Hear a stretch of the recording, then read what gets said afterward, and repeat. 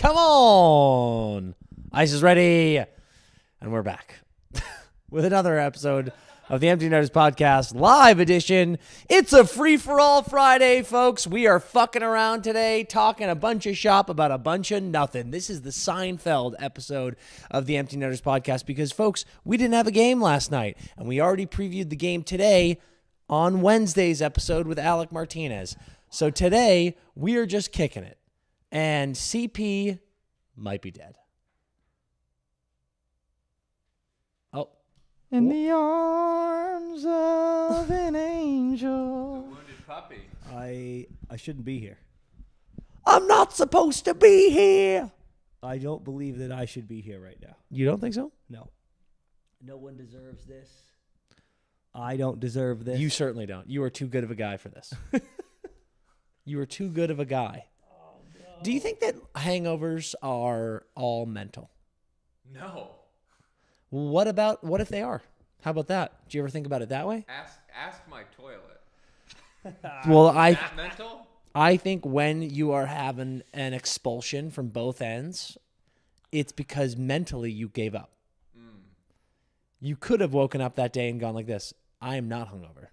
Well, when you're younger, that works. Have you heard that myth, liquor before beer, you're in the clear? Yeah, I don't think it's a myth. It's but not true. Very real. That's 100% real. It's 100%. I think it's real. But you know why? Everyone thinks it's like this chemical combination. The reality is they're just going, liquor hits you mysteriously. Beer, you're drinking beer, you slowly get drunker. Right. If you're fucking smoking cocktails, all of a sudden you blink and you're like, wait, am I blackout? Yeah. And if you do that in the reverse, because if you're drinking beer and you're slowly getting drunker and drunker and you're like, oh yeah, like I'm pretty tipsy. And then you're already tipsy and then you switch to cocktails, that's how you get blacked. That's true. But I'm saying as far as sickness goes, like I will say I think it's variety that does it. I don't know that the order is really what makes you feel hungover, at least. Like if I have wine, liquor, and beer in one night, I'm like Chris. You're dead. Yeah. Mixing is definitely an issue. I think it is chemical. I think if you have... Just stop. I think if you have... Hey. Take a nap. Dude, just take a nap. Set this one out. If you have beer... Set this one out. Liquor, it's fine. you get sicker. You have full permission to just not do anything today. Just sleep. Go to sleep. We'll take care of it. He'll be like Stephen Wright on the couch and Half-Baked. You know? Yeah. Oh, my God. What a fucking character. Guy on the couch, dude. What a great movie. What a great movie. I'm surprised you've seen that, Zach. The Half-Baked? Yeah. Oh, no. I'm everything Chappelle I'm in on. Zach hasn't seen Half-Baked? No, I have seen Half-Baked. I've been there. I've seen it. Zach's 15 years old. Yeah. Of course he's seen it. I was dropped off here today. Yeah. He's got a PB&J in his lunch, too. Yeah, exactly. You know what? We were talking about this right before we started recording. Zach, you would be an interesting person to test subject this with because I don't even know if your generation watches movies other than you. You are pretty good about it. I do watch movies, yeah. Do you ever get caught in the streaming doom scroll of like, all right, time to figure out what we're watching, and then you just spend hours scrolling? All the time. Yeah. Yeah, you sit there. I mean, I feel like I've been doing that. My generation has definitely been doing that their whole life with their parents too, where they're watching their parents go through that experience, and then you're also like chiming in, hey, we should watch this, we should watch that. Yeah. Drags it out. And then the sex scene comes on, your parents see it. You know what we need? You know what we need? When I was a kid, you had to choose your movie at a video store. Oh and my you had, God, like, a dude. nerdy dude like waiting for you to get out of the fucking store. Netflix needs to like pop up like a little like video store guy, and he's like, "All right, you got 5 minutes to like close the shop. Pick your movie." It's a tremendous idea. That is a AI. tremendous idea. There you go. Yeah. You know what I'm a huge IMDb guy. Oh yeah. Love Do IMDb. you have IMDb Pro? No. Get on it. So you're not that big of an IMDb guy. Go back to sleep, dude. You bet your ass I have IMDb Pro. Yes. IMDb Pro. I have two things to say about IMDb. Number one, do not trust any review sites that exist other than IMDb. IMDb is not even a review site, but they have a ranking, and it is the most accurate ranking in the world. Mm-hmm. So many of these shows and movies come out, and they're like these new shows come out and they're ranked 99 on Rotten Tomatoes, and the reality is they fucking suck. They just have a rabid fan base that goes on and jerks off to it, and they give it a 100%.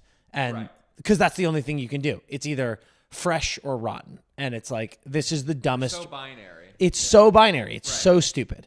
We need a 1 to 10 with decimals or 1 to 100, and that's how it works. Is that not what Letterboxd is, though? Letterboxd is really good, actually, too. Yeah.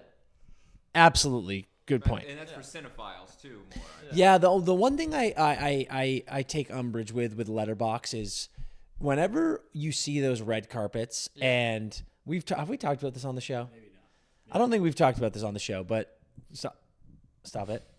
Not yet. Whenever we see like a red carpet and it cuts to a celebrity, and it's like, hey, Letterboxd top 4, and they're like, oh my god, Letterboxd top 4. I knew this was gonna happen. I'm not prepared at all. Okay, my top 4: Cabinet of Dr. Caligari. And they just start saying these fucking ridiculous and I'm like, shut up, dude. Those are not your 4 favorite movies. Just be honest. Be authentic and real. Tell the fucking truth. Say your favorite movies are fucking Caddyshack, Happy and I'll be like, that is a real human being. And when the odd moment when an actor really does that and gives their actual top 4, I'm like, I fucking love this person. Yeah, I love this person because they're being legit. Like Emma Stone is like, I'm pretty sure hers is perfect. It's like, she was like, I fucking love Wall-E and Finding, and I was like, yes. I'm all in on Wall-E. Wall-E's the best Pixar movie. I think we are living Wall-E. Dude. We're getting there. we're headed getting towards there, Wall-E. baby. Hey, dude, chill out. It's Friday. Yeah, we're supposed to have fun, not depressed. But anyway, IMDb ranking system. Well, like sometimes like a 6.5 on IMDb is actually a good movie. Okay, Evan. But it's like, it feels like... I can't believe you just said that number. Mid-movie.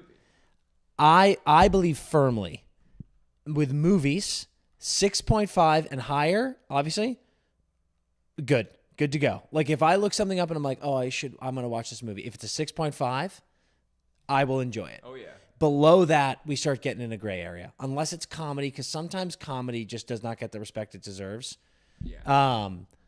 Like Celtic Pride. You ever see Celtic Pride? Absolute blast. Great comedy that like everybody shits on, and every time I watch that movie, I'm like, what's Celtic Pride is great. Dan Aykroyd, Damon Wayans, like, incredible. Nice hit. My number one reference I always make is MacGruber. I believe MacGruber's like a 5.7. MacGruber should be a 9.9. What a fucking great MacGruber is the most chaotically fun comedy of all time. I bet Hot Rod is below a 6.5 too, and I'm like, those movies are great. TV is 7.5 and higher, and it's good.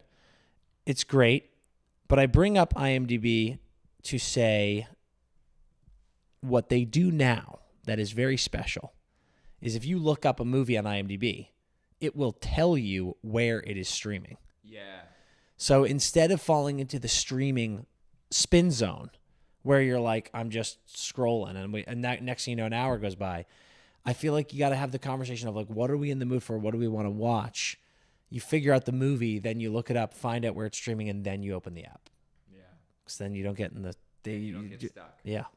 I think that they should also like release good stuff on Blu-ray. Like, I would love for, like, if something's only available on Netflix or, like, Apple TV, and I'm like, I only want to watch that one fucking movie, I'm not going to sign up for a month of Apple TV. Yeah. Fucking release it on Blu-ray, take my $20, and it's like there you go. Do you mean a Vinyls DVD? back in music. Exactly. Like, you have He means DVDs, dude. Do you mean a physical DVD? Yeah, I mean a physical, a disc Do you, that you what? can watch Do you have again. the means to play a DVD? I do. I have a Blu-ray player. Oh my Are God. you surprised by that at all? Evan probably... let me guess, you have a record player at home, too. I have a record player. I have a VHS And a VC player. and a VC I have a VCR, dude. 1985 TV. You have a VCR? I have a VCR. Come on. I have a bunch. Yeah, because at Christmas, this is what I do for Christmas. Hold on. Here? I'll- In LA? Yes, let me explain it. At Christmas, I have a Christmas party called Old Timey Christmas, and there's only VHS old classic Christmas movies playing because I want it to feel like Christmas when you're a kid. So we have like all the old like Rankin and Bass claymations playing. Home guess. Alone on VHS, the Santa Claus on VHS, like records going. Because like flat screens in a living room kind of like ruin it for me. I'm like, you're ruining the illusion of my old-timey fun Christmas. Now hold on. Are those VHSs playing just during the party, or like do you wake up and be like this, like a video store, and you like put in? No, I do not watch VHS on the reg. Do but you I do you have think it ready that to there is a notable difference between popping on Home Alone on Disney Plus versus putting the VHS in? Yes. If you grew up, One works, and the other one gets- the other one jumps in and out. You don't get to watch it. no, I'll tell you, it's like the nostalgic, warm feeling of CRT TV that puts you in that mode. Like sometimes a really high res movie is not the first way I watched it. Yeah, So I mean that's watching true. it again the way I watched it when I was 10 Yeah. has that, and that's really specifically for Christmas I do it. But Sure. like there's some movies you can only find on VHS. I gotta say, when we were in Milan for the Olympics, that we fell in love with this pizza shop around the corner. Yeah. And they had one of those teeny little TVs that had the VCR in the TV. Yeah. And they had a collection of like old school classic American 90s action movies like Air Force One, Heat, Yeah. Casino. Under Siege. It was awesome. And it was cool. Like you'd put it in, there was like kind of like the grainy shit would go on. I was like, it's like, this is cool. This is cool. Well, that's becoming a thing with my generation. They have these like bars, like the hi-fi bars, obviously musically, but there's all these like the video stores are coming back. I know there's a bunch in LA. There was some in Atlanta. And there's a ton of bars too. There's a ton of bars that have VHS players, and like they're like dive bars, but it's like fun. Yeah, it's a thing now. And then the other thing too is that it's a thing to have, like, it's a big thing on TikTok to get one of these old TVs and have like a kitchen TV and have it playing shit like that all the time. But this is fully back. It's okay. If we're talking VHS, Yeah. first movie that comes to mind when you think VHS, Evan, Dumb and Dumber. Zach. VHS first movie that comes to mind. I'm trying to remember the first movie I watched on VHS. I think it was Casino. And then Casino Royale. Great. Whoa. Wow. Crazy combination. He got stuck on the seat. He was in the C-section. Yeah, both those. Chris, Teenage Mutant Ninja fuck Turtles. you, dude. That's mine. You're such a fucking Is loser. it 2 or 1? 2, yeah. Mine's Secret 1. Agent. Okay, mine's 1. And you know what's my second? The thing that comes to mind second? Titanic, the 2-part. Oh, that's a good answer. I- My second is Cool Runnings. Whoa. Here's the thing. Like, okay, for example, I'm on this Jim Carrey thing, but like Ace Ventura, the VHS came with a fucking Pet Detective card in it. And I wanted that fucking card so bad. It did? Dude, yes. It came That with is like, so you know the dope. card he has on the Yeah. front? Like, that came with it. That is fucking That's the kind of awesome. shit you don't get anymore. Yeah, correct, dude. When I'm fucking streaming. Yeah. Why aren't they mailing me Pet Detective cards every Zach. time I stream Wait, that do we shit? want to take this one step deeper? Wait, hold on. Yeah. Will you send me the Zoom link? Yeah. Because I'm going to send it to Tim. It's in Because the Netters chat. I can already tell you, we will talk about this forever. And I want to talk about this forever. But we got to bring our friend Tim on. Tim's ready. And we've got to talk some hockey before we get out of control. Yeah. Let me, I'll send it to you again. Real quick. I was going to say, real quick, while I'm sending you this link, though. I think if we want to go deeper on this, you know how, like, obviously vintage stuff is back, vintage movie apparel's back, all that stuff. Are the people just yearning for physical media, like, memorabilia attached to the things that they watch? Dude, yes, absolutely. And Evan, you're so right. Like, all that shit used to be so awesome. Remember when you'd go to a movie and there was like a little knickknack they'd give out, or like you'd go to fucking McDonald's and there was like the fucking toys from. We need to be getting Happy Meals. as Dude, adults. Evan, I remember so distinctly. I went to see Wild Wild West, starring Will Smith, Kevin Kline, and Kenneth Branagh. Are you talking about the sunglasses the from Burger King? sunglasses from Burger King? I was like so desperate for those when those came out. And then also, that movie is not inappropriate at all. None of that ages poorly. It's a perfect film. It's really Salma Hayek fine. was pretty good in that. Salma Hayek is absolutely drop dead gorgeous in that movie. It's Dude, unbelievable. I rocked those sunglasses as a kid, and I was an overweight, like, chubby middle schooler with those sunglasses on. But let me Fucking guess. perfect. Let me guess. Though those sunglasses made you feel unbelievable. Did you find your AirPod? Yeah, I'm good. Okay. All right, are we ready to bring Tim on? Is Tim in? Tim is in. Let's get Timmy on. All right, I'm gonna throw him on. Give me uno momento. Oh wait, actually, give me 2 seconds here. Take as much time as you need. Take It's so as much- bright in here. Can we turn the lights down? Folks, we're gonna bring in our pal Tim Kalinowski. Timmy takes Snapback Sports. I think I can hear him. Tim, can you hear me? Hey, you can't hear. Oh, you can't hear me. Yeah, not yet. Give me like 2 seconds. Sorry, I gave you a new thing so we get. Man, this is I don't think I've ever been more excited for an episode in my life based on where that conversation was going, guys. We're gonna get Tim in here for a little hockey talk, and then we're gonna get right back to it, and we're gonna just keep chopping it up. We're gonna bring Oshie in here. Erin, there's Tim. Tim, can you hear me? Fellas, I can't hear you guys yet. Oh wait, I can hear you. He can't hear us yet. I Zach. can't hear you can't hear guys yet. Hold on 1 second. I don't know what I did. I don't know what you did. You should be able to hear us now. Tim, can you hear us now? Still can't hear you guys. Really good start. Still can't Really hear good us. start. Okay.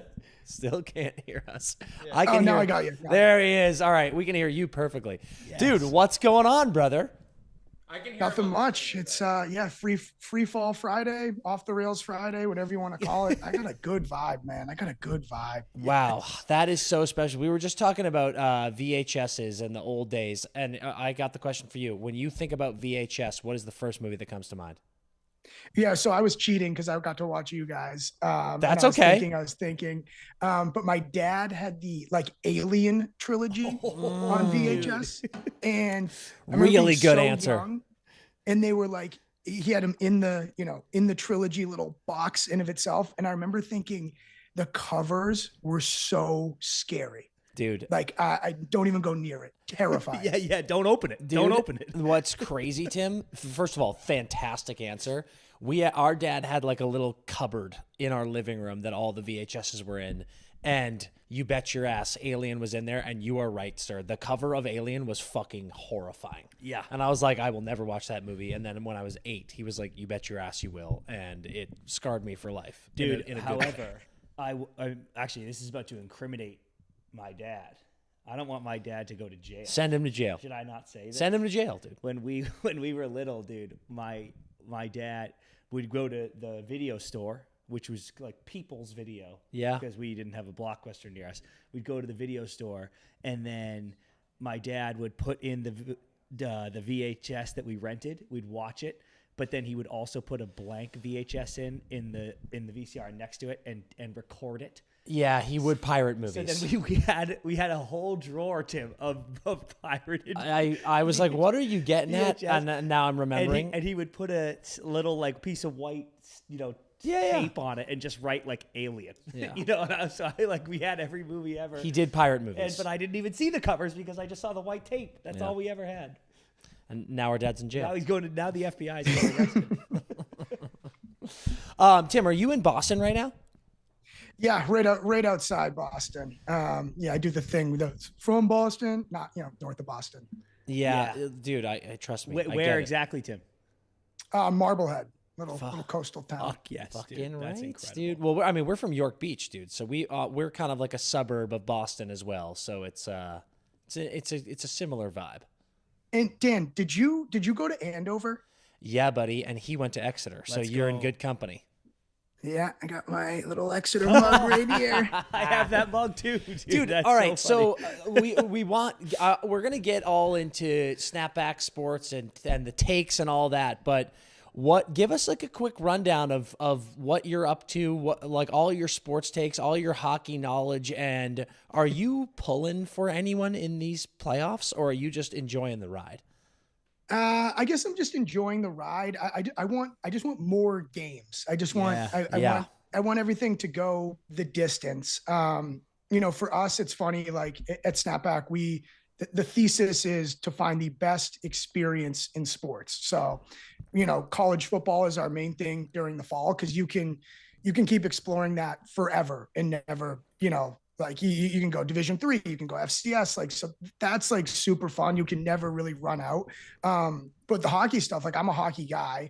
And when I first joined Snapback, I thought I was going to have to drop my hockey. Like I just assumed, football is king, whatever. And so I grew up a huge hockey fan, played hockey.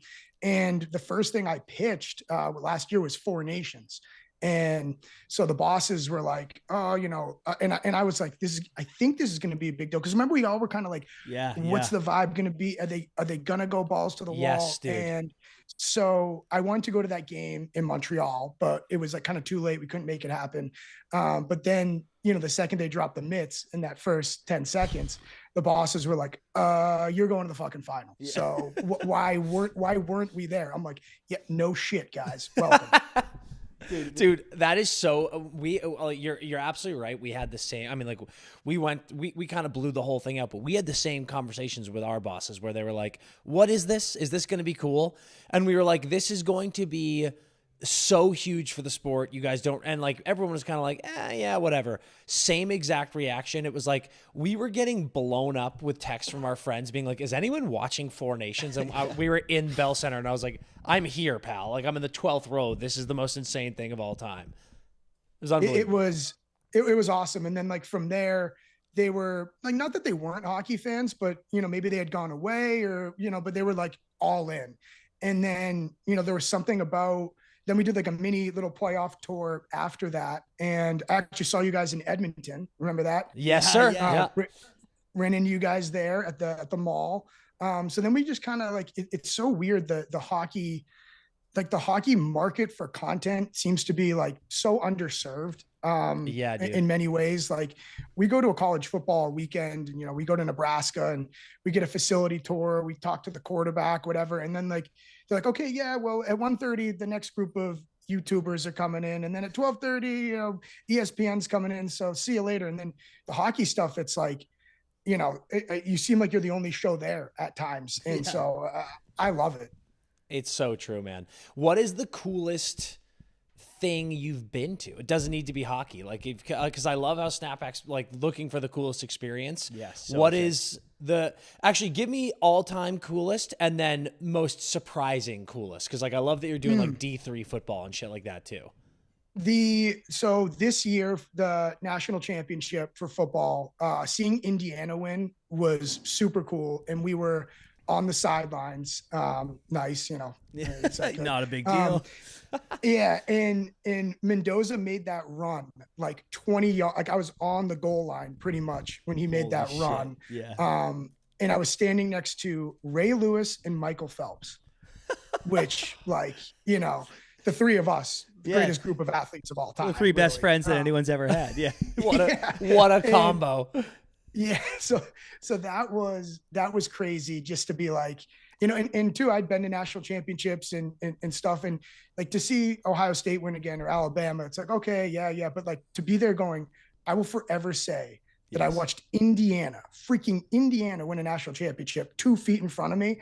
That was super special. And then so cool. Yeah. It's surprising.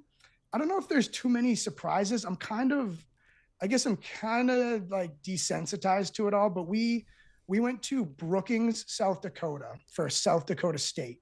And that was like one of the best trips we've ever had. It was exactly like out of a postcard. Like there's one street of like the mom and pop diner. Like you could go breakfast, lunch, dinner, same place, and then 3 bars. Like, and that's all I need. Yep. And like the diners say like they have signs up in the window that's like closed at the game. Yeah. I think that's a good surprising answer. Like I would have not expected South Dakota would have such a sick vibe, but that's a blast. I love that. So sick. And it's funny too, because like we've figured it out. Like the big thing, like the algorithms take care of so much of the legwork like these days. Like you're going to go to South Dakota. So you start talking about it on Tuesday, Wednesday, and then you show up Thursday. And the people there, I mean, the population's like, 2,000 or whatever. And then by the time you're there, people think you're freaking Pat McAfee. They're like, I've been seeing you on my feed, on my thing. They're like, how'd you get there? Like, how are you on my feed? I'm like, well, are you interested in South Dakota State football? They're like, yeah. I'm like, well, I was talking about South Dakota State football. So that. You're like, do you know how an Yeah. algorithm works? Because I promise you, I'm at the tip top of it right now. That's unbelievable. So what have you been doing during the Stanley Cup playoffs here, other than just watching and enjoying? Yeah, I did. So I've been, I don't know, maybe 10 games so far in the Stanley Cup playoffs. So we just keep kind of like build it. We did like a mini tour. I went to 5 games in 8 days. We did so I've just been traveling like crazy. And again, it's working. Like the numbers are doing well. The YouTube is doing well. So then I come we get off of a trip and the boss is like, you know what? People are talking about Anaheim. Should we go to Anaheim? I'm like, dude, I have nothing going on. Yeah, let's go to Anaheim. Fuck it. So that's been the deal. Dude, Honda, pretty sick vibe, right? I was gonna say, we like being here on the West Coast. Like we always love boosting up some of the West and Southern teams and their arenas, and like Honda is a vibe. I feel so conflicted at times because like I want to give them love, but I also don't want it to be like the performative, like hockey can exist here. Like, of course it can exist there. Like, if you like, what player wouldn't want to live in Southern Cal? I guess Trevor Zegras didn't enjoy it, but Seasonal depression, dude. Like, you know what I mean? Like, are you kidding me? Like, who wouldn't want that to be their lifestyle? So I feel like, we're kind of over that in a sense. Like I hate having to do this, like, this hockey, like land recognition. That's like, it can exist in different climates. Like, well, look at every Stanley Cup winner the last whatever amount of years. And it seems like it will continue with Carolina or Vegas, right? Like that's where guys want to play. Yeah, exactly. We were just talking about that. Yeah. I mean, it is, that's spot on. Tim, I saw we feel this too in a big way, where you're like, it's hard to be a fan of the team you grew up rooting for just because you do this job and you love the game, right? But I saw that you said your first words were Joe Sakic, which is incredible. And yep. I wanted to know about your Avs origin, and if deep down somewhere it is still devastating to see them get swept by Vegas in the Western Conference Finals. Yeah, it's so I was born in Vail and we lived there for like 3 years, but that was during the height of that their run. Ray Bork. Oh my all God! That. Like my dad's like you were with the mini sticks as they handed the cup to Ray Bork, like all this. So I don't really remember any of it, but I did have this little Joe Sakic like figurine. So I just knew, like I would say Patrick Roy, Joe Sakic, like that's like all I would just run around and say Joe Sakic. And my dad had season tickets to the Rockies, Avs, and Broncos back when like that was like an affordable endeavor. And so when we moved, though, that was like, early 2000s, you had to have like the real center ice package. So my dad kind of fell out of the Avalanche thing. And so it was Bruins, I guess. But like I always say, it's like I grew up a Bruins fan, but I'm such a loser. Like I always thought that I would be like a real journalist, like writing column. I thought I was gonna be Elliot Friedman. Yeah. So in like when I was 14, like not like really, really everyone cool. else, dude. Honestly, Tim, that's sick. Like good for you that you knew that. So like you didn't go through that brutal realization of being a hockey player and being like, fuck, I'm not gonna play forever. What do I do now? At 14, you were like, dude, I'm gonna be a fucking journo. This is great. I was like, I gotta play games in the show just so I can be on TV. So that's the only reason I was looking to extend the career. Didn't play in the show. But so I was like, okay, what's the other route? Again, the Elliot Friedman route. So I kind of like had thought you had to like, I thought I had to beat out of me my like fandom. Now that's so different. Like so many of the guys on, that we see on national TV, like you will say, hey, I grew up a Devils fan. So like, it's totally changed now, but I thought I had to lose that. So I kind of trained myself to kind of lose a lot of the Boston fandom. It also helps to see all your teams win, right? But by the time you're like 16. So then, but I root for the Bruins just because, I want them to continue to go on runs because it's more fun when my buddies are all in it for a playoff run. There's nothing better than when your life becomes when the team's playing and when the team's not playing. Yep. That's the best part. Yeah. So true. Oh my God. So that is the most real thing ever. And dude, I think it's cool too. Obviously you cover everything. You're not just like a local thing, but I've heard like Mike Reese, like Patriots beat writers be like, I became a mainstream name because the Pats were so good. Yeah, in that run. Sure. You know, so it's actually cool. I actually think it's beneficial when your local teams are good when you're doing this job because you're like, sick, I'm in the mixer here. Yeah.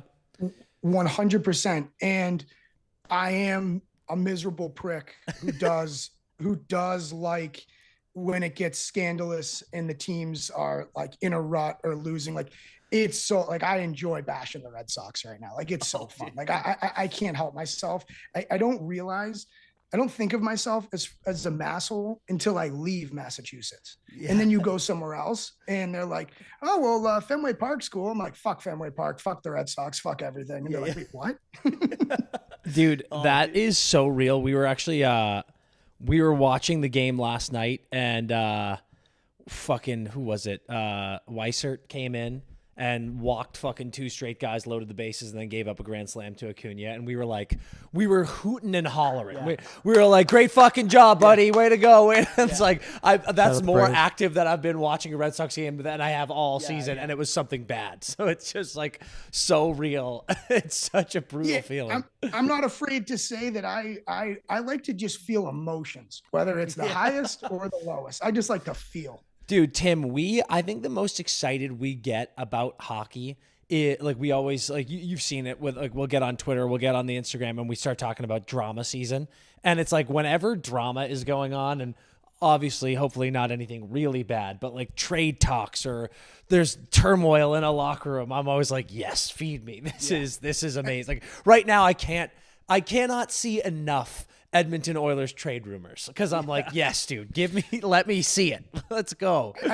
I put it like this because I'm obsessed with the Maple Leafs, right? Like I listen to Kipper and Borney every day. Like I read the Toronto Star, the Sun. Like I'm obsessed with the theater of the Toronto Maple Leafs. And, you know, when you get in the conversation of like, you know, the media too hard on them, like no one wants to play there, all this, I just like to think, I go, in our little silo of the NHL, it's like, oh my God, the torturous Toronto media. Think about, like, it's not like Stephen A. Smith leads First Take with the Toronto Maple Leafs and Austin Matthews. Yeah. Like in our little scope, it's so tiny. Think of it. And like, think of the NFL. Think of like how big like Dak Prescott trade rumors get or something like that. Where like actually ignites entire North America. Like, you know what I mean? It's so funny because it's like, they're so mean, they're so tough. And it's like, again, it's just like our little patch here. It's like our little, you know, it's like it's a needle point. Oh, it's stunning how small hockey is. Did you see the Sun article that came out the other day that was like Mitch Marner can't stop thinking about the Maple Leafs or what? Like it was like talking about him like fist pumping going to the cup, and they're like he's making about Toronto, and I was like, it read like an Onion article. I asked someone to buy me a hard copy of it and send it to me. That is amazing, dude. Can I frame this, please, and memorialize it forever? They did that epic one after the Olympics with Matthews. Remember? It was like Matt, like our captain puts partying over playoffs. Yeah, that's like calm down, dude. Jesus Christ. Insane. Would you say hockey is your favorite sport? Yes. College football is close, but yeah, hockey is. It's also just because I think just the hockey community is so easy. Like, you know, there's so many guys, it doesn't matter what level you played, where you played. Like, you can smell a hockey guy from, you know, a mile away. Like, yes. I always joke with my buddies, we go to the bar and like girl came up and they're like, oh, like hockey players. My buddy's like, dude, how did they know? I'm like, 5 backwards hats and Lululemon, man. Like, what'd you think? Yeah. So holy, it's like truly we're cartoon characters who wear the same outfit every episode. It's unbelievable. Tim, even though you're not, you know, officially a Bruins fan or anything. You grew up in that Boston area. So it was easy to pick those big four teams, right? Like Celtics, Bruins, Sox, Pats. But college football, also growing up in New England, that's not really big, right? Like that was such a new thing as we were growing up and getting to college and stuff. Do you have a college football team you gravitate towards, or do you really just love the whole scope? Yeah. So my mom played tennis at Clemson. So hell yeah. Clemson, grew up Clemson fandom, all that. And so that is the last thing that I really will be a diehard fan over, and not be able to function on a game day, ruin a week, ruin a month, ruin a year, and in elation on the other side. So like, yeah, the Clemson thing to me is that would be my identity probably first, is like Tim Clemson. Okay. That's I love sick. That. Yeah. Oh, dude. I mean, you hate that. Well, yeah, but it's like Chris is a Duke guy, so. Well, I went to yeah, so it's like there's a lot of ACC action, but we have two of our dear buddies. Their wives went there, so like I got a big Clemson thing in my orbit, you know. But you're so right, dude. It is awesome just having a competitive college football team, because it just makes the fall. It's so good, dude. Saturdays is all time. I'm addicted to like one thing still, and it's just like the anxiety before a big game. Yeah. Like there is nothing that gets me like that. Like I coached high school hockey for a little bit as an assistant for, a couple years ago, and like just walking onto the bench, like even in our, like no one's going anywhere, no one's playing anywhere, but you walk out to that bench, packed student section, fellas are taking warmies, and I'm like, oh, I literally think I'm Marty St. Louis. I got the suit on, chomping the gum. I'm like, this is unreal. Doing Wolf of Wall Street. God, let's go. God bless you. I mean, that sounds awesome. I feel like I've lost the fire of fandom. Like I talk all the time on the show of like, fandom is so fucking insane and psychotic now, and there's a part of me that's like, I think I emptied the tank too early in my life, and now like when I think about getting fired, it's like the Red Sox. Like obviously they suck right now, but when something comes on that I love, I'm like, I'm tired, boss. I got nothing in me. But speaking of the playoffs, go. Yeah, I was gonna say real quick. I tell my Leafs friends all the time that they're like, oh my God, the suffering, to this. I go, it is going to be so great. Like you will never like cover or be intrigued in a team at a better time. Like that, like I think there's a part of like when the Cubs finally won, when the Red Sox kind of won, that it was like a lot of things changed. Like Fenway used to be borderline dangerous, and now people are like, I'm going to wear my Yankees jersey to Fenway. Do you think I'll be okay? I'm like, it's a fucking joke, dude. It's a legit tourist club. Go wear your fucking Yankees. Yeah. That's actually it's a very good point. Yeah, because the Leafs fans want that cup so bad. And when they get it someday, they will enjoy it. It'll be awesome. Like, I mean, trust me, winning is sick. The Leafs games are already a fucking country club. It's like they're so expensive, and the lower bowl certainly is like a business conference. Networking event. But you're so right. I'm just saying, enjoy the chase. Enjoy the tease. We always, right, guys? We love That's the awesome. chase. Enjoy the fucking chase. If Edmonton ever gets it, I mean, God, like you said, you were there. We Connor, met you there. Enjoy it, dude. Well, it's. I'm talking like there is still that rabid dog vibe at Rogers and in Edmonton. And if and when they get their cup with Connor, it will be different. Yep. It'll be relaxed. It won't be psycho anymore. And I actually forgot about that. Like when we were young, going to Sox games at Fenway, it was like. It was dangerous. Like it was hardcore, like gritty Boston fans. And then we won a few World Series, and everyone was just like, "Oh yeah, now it's like a ton of rich ass people here." And it's fucking spoiled. Date night. It's date night. It is. Yep. Yeah, a lot of pink hats. It's true. Unbelievable. Our uncle is a huge Sox guy. He calls it Disneyland North because he's like, fucking go to your amusement park. There's a great video of this Liverpool guy like years ago talking about how Liverpool changed. And he's like, we're just a fucking tourist club. It's just a tourist club. I know the exact video you're talking about. It's funny. Yeah. He's like, you come here with your selfie stick, have a pint, then you leave at the half. And I'm like, that is literally Fenway Park. Yes, dude, it's exactly. Play Sweet Caroline, take your picture. Yes, dude. All right, Tim, quick as we wrap up here, getting into the Stanley Cup playoffs here. A, do you think Montreal has a chance, or are they out of gas? And then B, do you think either of these teams can take down Vegas? I fully think Montreal is out of gas. The biggest thing I keep pointing to with people going, how is this happening? Like, I don't understand. I just keep pulling up the time on ice, and Montreal just can't play. They cannot play their full roster. Like, you just go, you look at, like, it was like Doc and Texier and a couple of their other defensemen. They're under like 8 minutes in game 4. It just, they do not have the horses, and that's okay. They're still they're ahead of schedule, I would say, in their ascension. So in Carolina, they just come at you. Every guy everyone plays 17 minutes, and aside from their defensemen, but 17 minutes of their best effort. And that's where you look at, to me, like a Hudson turnover in overtime. I'm not saying, oh my God, well, Hudson, what a butcher. I'm like, that guy's just worn down. They're on the ice the whole freaking game, and he's taking hits, and I think it just wore on them. So they need, unfortunately, just they're out of gas, and they don't have the horses. And then in terms of the Stanley Cup final outlook, I think that Carolina can certainly beat Vegas. They'll be favored. And yeah, I mean, Vegas right now, the way that they set up that they dared Colorado to dump and go get it. Yep. Carolina is okay with that. So I think that will be, immovable force object, whatever the saying is, it'll be an exciting one. I think you're right, man. And it's like, listen, Carolina, we've been talking about the ghosts exist of the Eastern Conference Final, and they got to finish the job. I think they very much should finish the job tonight, because, like, you don't even want to give this a chance of getting a little sticky.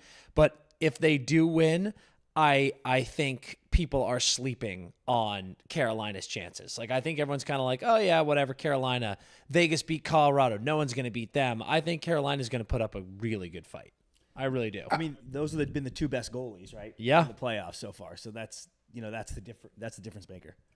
I just want to see, I mean, sure, they dropped that game 1 to Montreal, but I think in the room they could chalk that up as the rust, right? Yeah. I want to see what it looks like when they actually have their back against the wall. Because if you think about it, it's really been 2 months without any test. Yeah. So, what happens when Vegas frustrates the hell out of you? Yeah. Right. So that's the only kind of thing. And Freddie has his demons. Like, when does Freddie have to really, really, protect a 1-goal lead or stand on his head in a tight game? Like, that will be the thing for me that just, not that they can't do it. It's just kind of been a while since you've been tested. So true, man. So true. No, excellent point. I think going down 1-0 was at least something, but 100%, dude, there has been no stress in that room for a long time. Even in the playoff chase in the Met. Like, it was not a conversation. I mean, there was definitely stress after game 1 of this series. That was not nothing. Yeah. Like, but they can chalk that up in the room to, like, hey, we've been off, right? Like, at least there was an explanation. For absolutely, sure, right? That's for sure true. And like, yeah, if they win tonight, I mean, they're probably going like, dude, that was a joke for us. Like, we were fine, which is kind of crazy to think about. All right, dude, tell everyone where they can find you, what you're doing, and also, like, are we going to see you at the final? Yes. I'm going to game 1. Fuck yeah. Fucking rights. All right. We will see you there. You guys gonna be there? Yeah. We'll be there. We'll be there for sure. We'll get you on again, and we'll chop it up. But tell everyone where they can find you and what you're doing for the next few weeks here. So you can find me, Timmy Cal 12 on Twitter, Timmy Takes on Instagram, Timmy K, I think, on TikTok, and then Snapback Sports all across that as well. That's our YouTube channel. Like, subscribe, all that really fun stuff. And after game 1, I'm kind of doing summer hours. We are okay. We have someone else taking over World Cup, and I'm just gonna go play golf and tennis, and hopefully get down to a single-digit cap by August, and then college football. There we go, dude. Are you not a footy guy? Are you not going to dial into the World Cup at all? I I kind of care. I don't really. I need to just go away. I've been. Oh, I man. think I did 110,000 miles this past calendar year. 40 weekends on the road. I'm like, I'm on fumes. I need to go away. We can relate. Yeah. We can relate. You deserve it. Like, you just get on the golf course and unplug for a bit for sure. But we will see you in likely Carolina, but we'll see. But dude, thank you for popping on. We got to get you on here more often, especially during this final run here. But it's fucking great to chat with you, dude. We'll chop it up again soon. You guys are great. I appreciate it. I do nothing. I have 0 things going on. So let's make it a habit. Let's do it. Yes, I fucking love it, man. Love it. All right. We'll talk to you soon. Peace, guys. Thank you. Later, brother. Later. That is insane travel. Oh, my God. I thought we traveled a lot. I was just Tim actually might have us beat. Like, he does, bro. He does. Did he just say 40 weekends on the road? Good Lord Almighty, what a legend! That has been a long time coming. I've been we obviously, as Tim said, we met in Edmonton, and we've just been like going back and forth chatting on Twitter forever. Yeah. And he's so. If you're not following Tim on Twitter, he just said, "Let me make sure I got it right." But I mean, you could just like look up his name, you'll find him on Twitter. But he's so fucking funny on Twitter, correct. And like the way he gives it to like he had one the other day. It was like, he said something about the game and someone was like, "Oh, that's not how hockey works." And he just replied with the classic, like, "Oh, thanks, man. I'm unfamiliar with hockey. I'm actually just new to the sport." Yeah. It's just like such a good chirp. It's so fucking funny. I absolutely love it. But he's the man. We're going to get him on more. All right. We're going to bring on our dear friend, Zach. You ready? Yes. Erin Ambrose is gonna. Yeah, I just told her to pop in, so Erin will be popping in. We're gonna bring in Erin right now. Walter Cup champ. Here's a question: do you think Erin is hungover? I hope that I texted her. I remember texting her after they won, and we were talking in the morning, and I was like, I hope you haven't slept a wink, and I hope she hasn't slept since. Still, I hope she's on a generational bender. So one thing we'll see if we can even talk about it. But there's a chance Erin's on a new team here next year. Oh, okay. No, people knew. People know that. Like, that's not. We're not breaking any news. But I can't imagine there's been a lot of thought process. Haven't got into the training. Yeah, dude, we're just celebrating right now. It's unbelievable. Dude, you got to enjoy. There's the Panthers last year didn't skate till late August. You know. Yeah, that was so funny when we had Benny on, and he was like, "Dude, I haven't thought about putting skates on in weeks." He's like, "You just rip it up, dude." And the city is probably. I'm ready. That's actually what I'm most. Never been more ready about. Probably an absolute zoo. God, the transition. Yeah, Erin, can you hear us?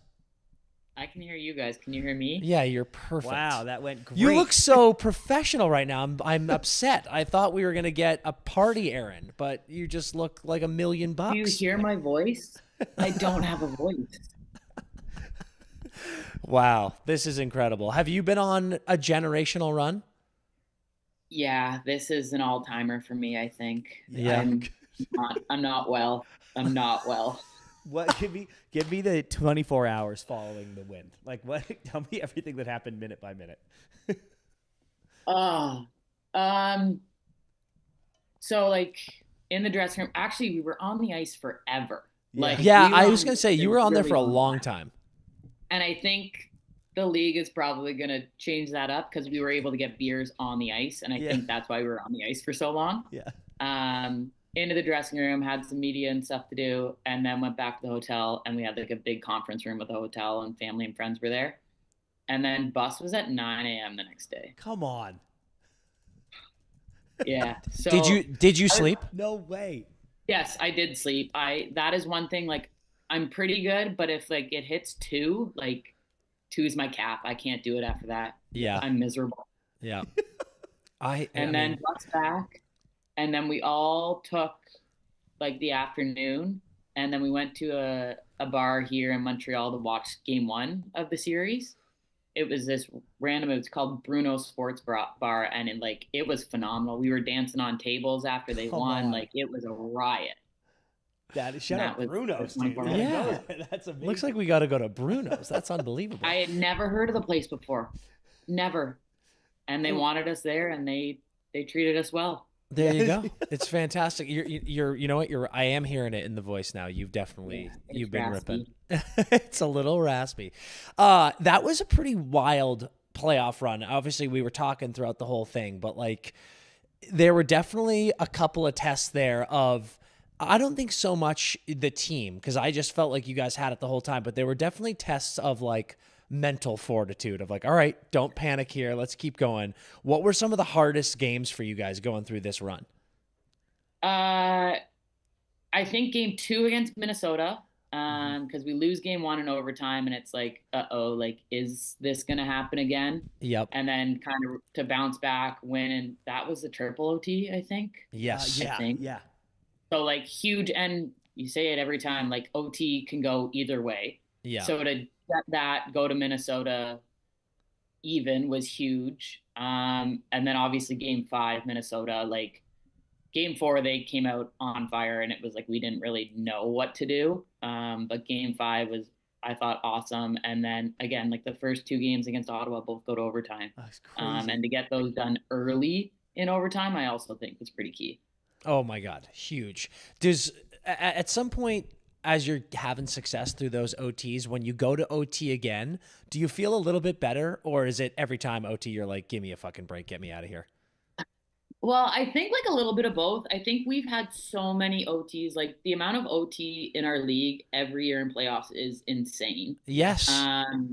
Like I look at the last 3 years, and almost every game has gone into OT, or at least is a 1-goal game. And when we tied it up game 2, or was it game 1 against Ottawa with 2 seconds left, it was like, well, let's go to OT. Let's do it again. And Ottawa did it to us last year. They tied it up with like less than 10 seconds to go. And that was our quadruple overtime game against them. So I was kind of happy that like it wasn't a double-digit OT kind of night, and it was an early one. So yeah, because Erin, I agree. If you don't score really early, it starts to feel like it's going to be 4. You know, like if you don't get that quick goal, you're like, come on, God damn it. Yeah, that's such a nightmare. What was the? I know they say like, if you. Sorry, no, you keep going. I was gonna say they say like it's either a goal in the first 5 or the last 5, and I feel like it's like no, it's either a goal in the first 5 or it's the 5th overtime. Yeah. Correct. That is exactly how it really goes. is. What was the chatter like after game 3 versus Ottawa? For me personally, I felt like anybody I talked to, I was like, guys, I actually think this was a good thing for us. I think we needed, like, nobody expected it to be a sweep. Like, we went in there and like, yeah, it would be lovely to get a sweep, but like Ottawa finds ways to win games, and it was like, it wasn't going to be easy. And I said, like, we had the lead for about 10 minutes in the third period, and I don't think we took our foot off the gas, but you saw Ottawa push. Yeah. So I think it was good for us to learn kind of how to play with that lead and how to find a way to do it better in game 4, which obviously we did in potting quite a few big goals in the third. Oh my God. Yeah, massive. Because it's so weird. Like a series can swing with just that momentum, right? And to be able to have a group that can go, listen, it's fine. Learn from this and keep going is so key, because it's like you blink otherwise, and now you're in a game 5 situation, which is a nightmare. I was talking about it watching the Habs game 4. I was like, I don't know if personally momentum is a thing game to game. I think there's momentum in a game. Okay. But cool. for me, I sit there and I'm like, okay, so we just have to win a hockey game. And like for me, after losing game 3, I'm like, well, we're not going to lose 3 in a row. I don't know if we lost. I think we might have lost 3 in a row this year, once maybe, but it's like, we're going to find a way to win a hockey game. Like for me, it just doesn't go game to game, but that's my personal opinion. I like that. I like that take too. I do, as a fan, I get stuck in it where I'm like, oh no, 100% this matters. Like, as soon as you lose one at home, I'm like, oh my God, now they're buzzing when they go back. I think all of that stuff goes into it. But I would say, even talking to some of the Panthers guys 2 years ago, when they were up 3-0 in the final, remember? And I was like, oh my God, were you tweaking in game 7? And they were like, no. It was just like, we have a home game, just win the game. And I was like, okay, good point. So I think the most... Right? Like, I think there's so much outside noise about it. Yes. But, like, you sit there and you go into the dressing room and you're like, okay, so what happened last game it's your learning. It's time to learn from it. If you lost, you learn from it.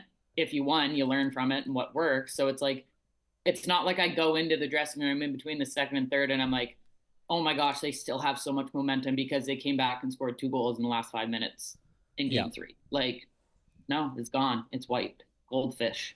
Yes. Oh, so one of my favorite things about this, and like talking to you after you won and seeing how pumped you were and like watching the games, being invested in it. We saw it with Four Nations where it was, you know, remember we were talking, it's like, let's see how this is going to be. Are they going to be fired up about it?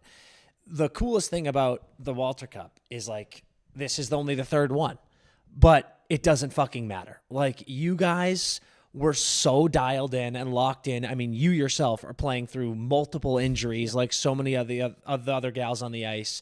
And it's like, how can you try to explain how unbelievable it is that it's like this league shows up, we've got this cup that is, you know, Minnesota, now you guys, but the desire to win it is like through the roof. Like, it feels like this has been a thing that's been around for 100 years. Like, it's like you want Walter. Like, yeah, I just want to be around.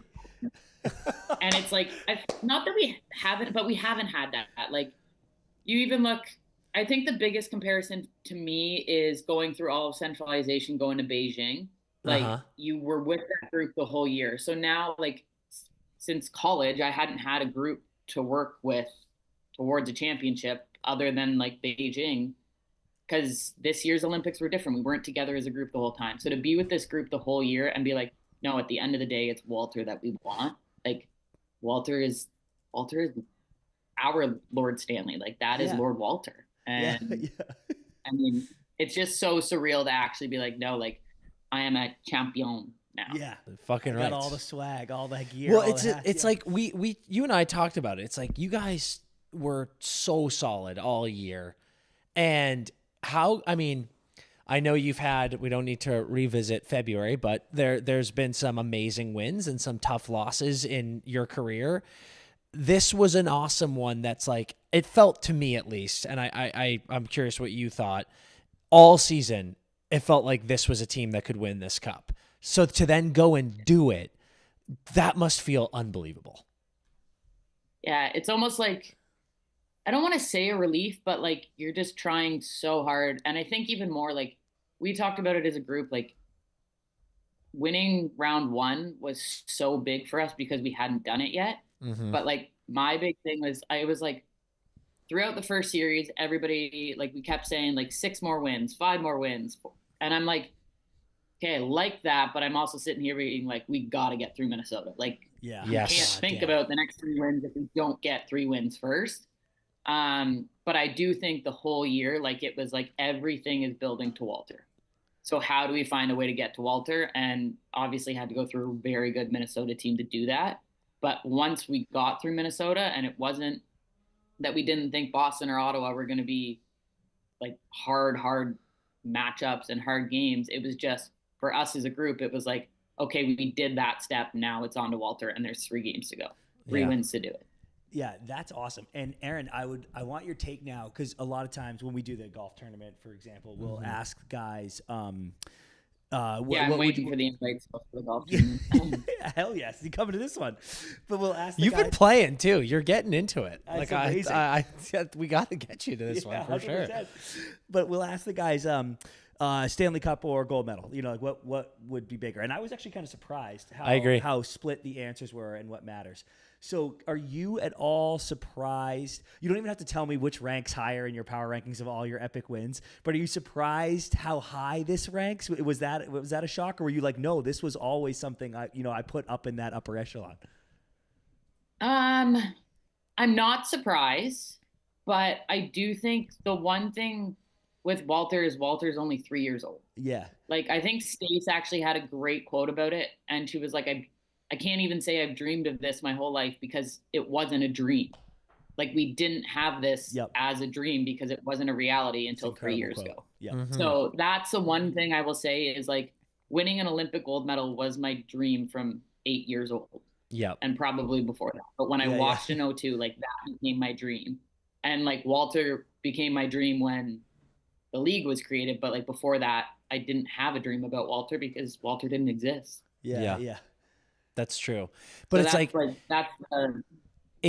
I think what's so cool about winning this cup is it's kind of a combination of the dream of having this league to play in and then also win that league. It's a pretty cool double-pronged achievement, which is, oh my God, dude, it's amazing. Unbelievable. And it's so I mean, it's about time, but it's so great to have this too, because as sick as the Olympics are and all the international tournaments are, it's so much pressure on that. You know, you're like, okay, well, if I don't get that, like, what else am I chasing here? And to be able to come back, especially after losing, but to be able to come back this year and go, there's a whole nother thing where we're fighting. This group is fighting for that. And to get on top of that mountain is like, God, that's awesome.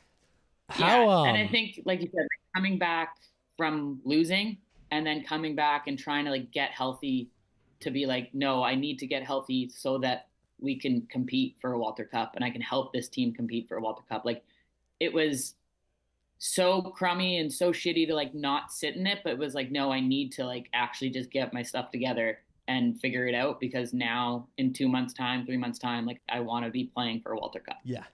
I'm glad you just brought that up, because I was just thinking this, like, what a roller coaster this year was. I mean, there were so many ups and downs, so many battles. How can you even describe how you're feeling right now? And, like, once you won and lifted that cup, were you like, this is fucking unbelievable? Or was there a little bit of a combination of, like, holy hell, what a grind this year was? It was like a holy hell, thank God it ended in a good way. Yeah. Because it made it all worth it. And it was like, my dad was there. My dad, my stepdad, and my cousin were there on the ice with me. And I looked at my dad and I was like, thank God. Yeah. Like, thank God on the last game of the season, because it does help kind of put a Band-Aid on not winning gold. And it's not to say that I'm not proud of the silver medal in Milan, because I really am. But, like, there's still that sour taste in your mouth. So winning Walter definitely makes it a little bit easier. Yeah, it's like you're such an athlete, Erin, because winning is just a relief. You know, like, losing losing sucks and winning is a relief. Spoken like a true competitive athlete. So what's the summer looking like for you? Do you have anything planned out? I know there's a lot of big decisions coming up. I know there's some rehab coming up, but, like, what's immediately on the docket for you? I need to get my ass to my cottage, like, ASAP, because I need to just, my mom's like, oh, I don't know if we're going to be there. I'm like, I'm totally okay with silence at the cottage once this is all said and done. I mean, I'm pumped for the parade tomorrow. Like, I think it's kind of our last thing, and I think it's going to be done quite well, and I think we're going to go quite hard. Yeah. And then, like you said, a lot coming up in the next 2-3 weeks with expansion and everything, and it's going to be a lot, but just try to navigate that. And then I feel like my summer's already getting super booked up with things. I got a bachelor party to go on for my cousin. I'm a groomswoman. Hell yes. So I've got some big shoes to fill at the bachelor party, which I've never done before. Where's the bachelor party? We're going to North Carolina, me and 14 guys. What the fuck? God. Why? Does he live in North Carolina? They're in Arlington, I think. So they're driving down, and he wanted to do North Carolina, and we said, okay, JD, let's do it. All right. Where are you going to be, in Raleigh, or what's the plan? Where are we? Also, when? Is Wilmington? Yeah. June 5th. That's actually so fun. 11th, 5-day bachelor party. I mean, we might see you there. I was gonna say, like, Come on down. If the final is in Carolina, which it looks like it's going to be, that would be hilarious. I'll show up. I had some days. I might have to add that into his itinerary. Be like, JD, I'm going. Whoever wants to come, I'm going to Raleigh. Yeah, there you go. Yeah, like, God, that has to happen. That is so incredible. But I can't say that because, like, the Habs are coming back. Correct. There you go. Yep. Yeah. And listen, I love that you just thought that you were nearing the end of this generational bender, and you're days away from parade tomorrow. 5-day bachelor party in like a week and a half. This is your toast. 2-week hiatus. Yeah, that is special. Well, hold on, Erin. Our head coach said last night to our strength and conditioning coach, he said, "Good luck this summer, Vicky. Good luck." Yeah. Seriously. Your knee is never going to recover. This is unbelievable. Erin, we have a question in the chat. I'm going to read to you, okay? Oh. It says, I have a question to Erin. My 11-year-old girl is a big fan and wants to start hockey this year. Is this too late for her? And what big advice for her can you give? Absolutely not too late. I would say one of the best defensemen in the world, Renata Fast, didn't really start playing. I think she started early, but like didn't really get into competitive hockey until later on in her life. And she is now one of the best defensemen in the world. I don't think it's ever too late, to be honest. And then advice, I think the biggest thing for me is always to make sure you're having fun. Like, I have to remind myself as a pro hockey player that the game is supposed to be fun, and as much as it is my job, if I'm not having fun, I'm not playing well. God, that's so accurate. By the Absolutely. way. Especially about the playing well part. Like, I know everyone says it for don't do it. It should be fun. It should be fun, but it literally will make you play better. If you are just enjoying yourself and the game you wanted to start in the first place because you love, that's how you play your best. Yeah, absolutely correct. I love to hear that. Where's the route tomorrow for the parade? Oh, true. So we don't know. I think we're waiting on a little bit of info. We're not doing too much of like an actual like parade. It's going to more be just like, you know how they always do the stage setup at the end? Yeah. Like that's where we're going to do a big chunk of it. I think we're only doing a couple blocks. But we were like, what's our bus situation? They're like, it's a surprise. And we were like, well, as long as there's no roof, we're okay with this surprise, but like you can't have us in a friggin' charter bus and we're banging on a window. Yeah. No chance. Yeah, you got to be up and out in the open for sure. Absolutely. This is also a genius play by Montreal because if the Habs lose tonight, this is going to be a great way to pick everyone's spirits up, and if they win, people will be buzzing. Oh, this is a win-win. This is a genius move. I worry about you if they win tonight, and then the energy tomorrow is going to be chaos. We are meeting at our practice rink, and our team party MVP, Lena Youngblom, and I are going to bike there together. So we're making smart decisions. Good. Don't bike home. No. Oh, we won't be. I'll be walking home. Okay, good. Yeah, Jesus Christ. And you know what? I like this. Just a walk or just the bike there. I like this there bike you go. there, there you go. You kind of earn the parade. You know, you bike there, burn some cows, little cow burn, it's and great. then you earn the beers. Yeah. It's a 12-minute bike, guys. We're gonna be on the city Bixie bikes, like. I love those things. Yeah, that's the best. All right. Well, Erin, we love you. Thank you for popping on. I want you to be able to go rest before tomorrow because I think this is going to be another generational. I demand a FaceTime tomorrow at some point during the parade. Okay. Yep. And is there anything, before we cut you loose, is there anything that you need the people to know that you got going on? Anything that you want to plug or shout out? Oh, I got nothing going on in my life other than celebrations, apparently. God, what an answer. What an incredible answer. I do need to shout out Shawnee Walker, Carolina Hurricanes. Shawnee and I grew up playing together, Georgina Blaze, York Simcoe Express, and obviously he's a new father now too. But it's been pretty cool to follow his journey. And as much as I need to cheer for the Habs right now, it's pretty cool to see Shawnee one game away from playing for a Stanley Cup. That's a pretty cool win-win. That's awesome. Yeah. Where are you watching tonight, Erin? I don't. That's the thing. Is like.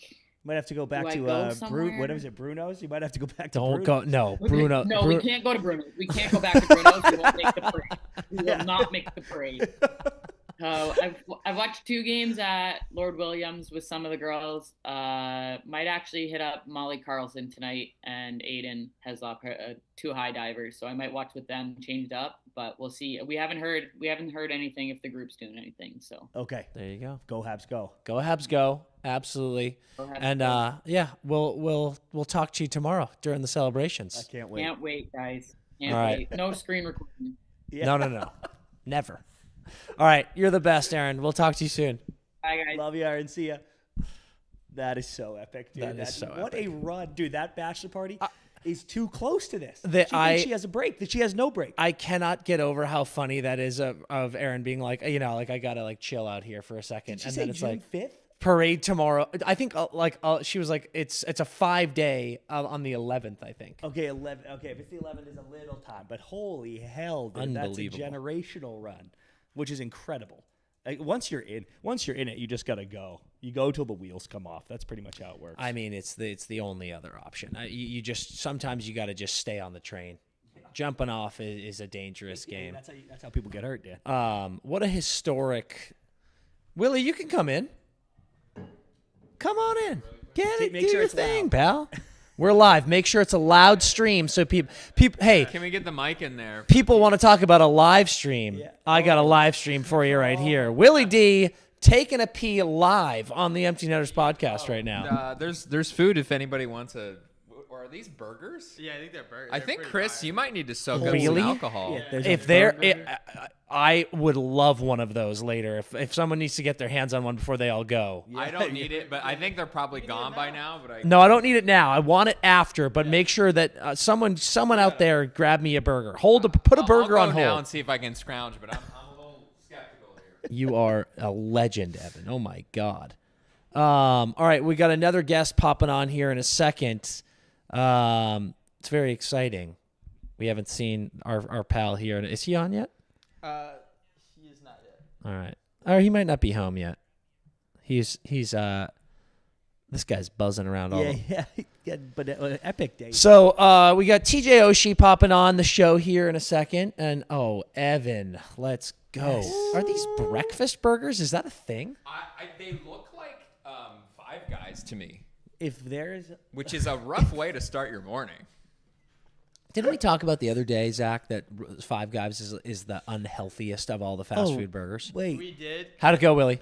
Very well. Hell yeah. He had a great pee. Do you want to tell the people? A lot of people were asking. Wait, Willie, do you want to tell the people you can hop on? Yeah. Pop on, dude. Tell people. Get that other mic on. It's on. I'm actually in the middle of recording my podcast right now. Are you really? I stepped out to use the bathroom. Yeah. Whoa, this is sick. This is like a double pod situation. This is the multi. I don't know if this has ever happened before. I think this is a first. And I woke up at 9 a.m. this morning, and I checked. I had a bunch of texts. We were recording at 9 a.m. So that's why. Terrible feeling. I rolled out of bed. I'm not wearing a shirt under this. You look a little bit like you came from a pajama party. I am startled right now in more ways than one. Yeah. Well, listen, if you oversleep and all of a sudden, boom, you got to be on your show, and now you're on 2 shows, you're overachieving. You go to the bathroom, and then you're on a different Now you're show. on a new show, dude. You're in a spin cycle right now. I'm getting like pod fucked right now. Yeah, you are. Yeah. You truly are. All right, I go back to my show. Go back to your show. Who's going to win the Stanley Cup? Vegas. Wow. It looks like it's going to be Vegas or Carolina's up 3-1 against Montreal. They play tonight for a chance to go. So you get to choose between Vegas, Carolina, or Montreal. But Montreal, a crazy comeback, Canadians. Well, I'm from South Carolina.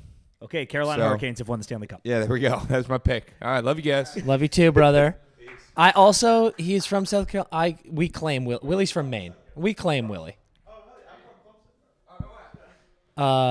This isn't talk about Carolina hours, Sorry, Zach. I wanted to talk a little bit of Carolina. My bad. Jesus My bad. Christ, Zach.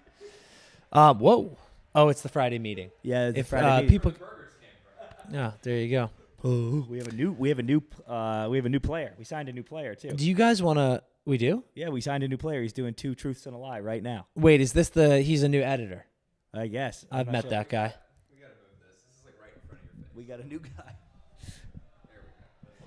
I want to start talking about DVDs and VHSs again, but TJ's gonna pop on any moment, and then we can't really get into it. You can. Why don't you start one of the other things that you wanted to talk about? One of our Friday free for all topics. Yeah, I guess. Wait, is TJ waiting, or are we waiting on him? I sent him the link. Okay. Yeah.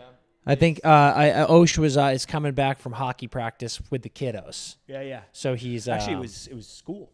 He was at like a parent teacher conference. Well, no, it was like a bring a buddy to school day, and his nephew gets to go like this. I'll actually bring TJ Oshie. Is that true? Yeah, like other kids probably brought some fucking random ass person, and then his nephew goes, I actually brought American hero TJ Oshie. So you're welcome. Wow, that's pretty. That's That's a flex. That is an all-time show and tell flex. Talk about swamping your dick on the table. Like, it's insane, dude. I cannot believe I need to bring Oshie here. We need to bring a cool person to work day, and I'm gonna bring TJ Oshie and see how good it feels. I mean, we could talk about another movie related thing. Or do we want to go into our topics of Free for All Friday? Oh yeah, I just got the weirdest email of all time. Never mind. This is like the craziest. This is like the craziest phishing email of all Was it a time. Nigerian prince? Dude, I've got an email here that says your Freedom Boat Club membership. Uh-oh. And there's a fake you on this email. Oh. It's from this guy, Brian. Says, Dan, looks like you opened the email yesterday at 12:13 p.m., but here are the links you need. And there's an email from a Chris Powers that says, Matt, this is Chris Powers. It appears there may have been a misunderstanding or communication with my membership. Can you call me at the number to discuss? And then at the bottom it says, thank you, Matt. Dan's email address is blank. And it's like I was about to read my email on live. That would have been bad. Is it an incorrect email? Wait. You said Freedom Boat Club or Book Club? Freedom Boat Club membership. Oh, the world's largest boating club. It says, hello from Freedom Boat Club. Wait, is this a phishing email or was CP that hammered last night? He doesn't remember signing up for a boat. Well, Probably a fishing email. You're going on a fishing trip. I didn't mean fishing in the bad way. I mean, this is a fishing trip. But this person's email is C Powers and then a couple of numbers. It's not your email. This looks real. I mean, CP, how hammered were you last night? This could have been me. Now that he's saying it out loud. This is in Sarasota, Florida. There's also a Brian Powers on this email. And is there a chance that this is an entire Powers family and they're having a real conversation and they've just gotten there's a Dan Powers they were supposed to copy and they accidentally put But they have like a different Dan Powers copied on there. That's what I'm saying. I think you got put on by accident, and this is another Powers family having a very real conversation. And they're about to offer me a free boating membership. Yeah, unbelievable. Yeah, I do. I think you're in, dude. This is unbelievable. Oshie's here. All right, let's bring Oshie in, and then we can get more into the free-for-all nonsense later. For now, here he is. Oshie, can you hear us? I got you, boys. What's up? Yes. God, it's good to see you, pal. How are you? I'm good. I got to turn you up a little bit. There we go. There locked you and go. loaded. Locked and loaded. Where are you? Are you in a broom closet? Yeah, so kind of embarrassing. We built this house during like the COVID times, right? Yeah. And so you couldn't do anything, and so I picked up gaming with the fellas. And so this is like actually like it's not embarrassing the at all. back end of my closet, and I would set it up for like a gaming room, my own like little area where like, you know, so no one can hear me. Yeah, you yell. Yeah. And then everything went back to real life. And I'm a father of 4. And my wife is like, you can't be up all night gaming. Like, you got to be up with the kids at like 6 a.m. And so, yeah, this is actually, it is like a closet in the back of my, my closet, I guess. Yeah. So there's nothing back here. I got like, I don't really like hang up stuff. I'm not really like a memorabilia guy, right? So like, my ring is sitting here, my mini Stanley Cup, my 1000th game stick, OV signed stick, and then my 2 Olympic sticks. They're kind of just chilling in this back like little closet that I don't even go into. Dude, I cannot believe the quality of that merch right there. It just looked like a couple sticks. Oh yeah, no, those are big time twigs. Those are big time twigs. Also, you have a habit, Osh, of like being like, oh, this is embarrassing, and then it's something so cool. Yeah. Like setting up a gaming dungeon in your closet sounds sick. Yeah. What were you playing? What were you playing with the boys? I was a COD. Yeah. You know, I was Warzone. Yeah. We had like quite a squad. Like me and Johnny Carlson would skip our pregame nap on the road to like play. Yeah. But John was better. Like usually they'd be like, all right, we got to be at the bus in an hour. He's like, oh, I'm going to go take a quick 30. And I'd be like, yeah, me too. And he would jump off and I'd be like, no, come on. I'm gonna keep And I just keep ripping by myself. No, it was great. It was so much fun. Dude, was Johnny good at Mario Kart? I was going to say. Johnny, he was more of like a FIFA guy. So we always had like the Mario Kart was one station, and then the PlayStation on the next. Yeah. And so he would more so get with like the Europeans, and they'd be ripping on. I think he was pretty good at FIFA though. And Johnny gets fired up. He's super competitive. So he's like the exact kind of guy you want to play video games with. Yeah. Yes, dude. That pumps me up so much. Awesome. I send him all the time. I send him these videos that you see on like I don't know, on Instagram or whatever, of like Warzone kills, and it goes like, whose face is it? Like got like actors like crying, you know, like yeah. You know what I mean? And we're like about to cry, and it just goes back and forth. I send them all the time, and literally like whoever sends it, the other guy just responds with like a crying emoji. Like, right. The best times. The best times. Yeah. God, it's so good, man. It's actually this is such a ridiculous reference, but there's a line in the TV show The OC where it's like two of the adults are playing video games, and one of them looks at the other one and he's like, God, I miss playing video games with my boys. And I remember seeing that line and being like, I hope that never happens to me, where I have to miss playing video games. I hope I'm always playing video games with my boys. But you don't know you're in the good days, dude, and then it just disappears. It's gone. It's gone. I know, dude. I know. It is. Like, I think our time has passed. And you know what's funny? I actually bought a new 007 game came out like 2 days ago, and I bought it and I played like an hour of it. It's like you know that game Red Dead Redemption? I don't know if you've ever played, but it's like one of these games with a great story mode. Dude, I started playing this game. I got like an hour in and I had to turn it off because I was like, this is going to suck the next 50 hours of my life. It's fucking insane. Dude, you're home right now, but you've been buzzing. You've been ripping all the broadcasting work and buzzing around. How's it been? It's been good. Yeah, I'm home right now. I'm in the dungeon. But it's been crazy. It's been a crazy year. And like I say it every time I talk about it, I have so much more respect for the people that go on TV.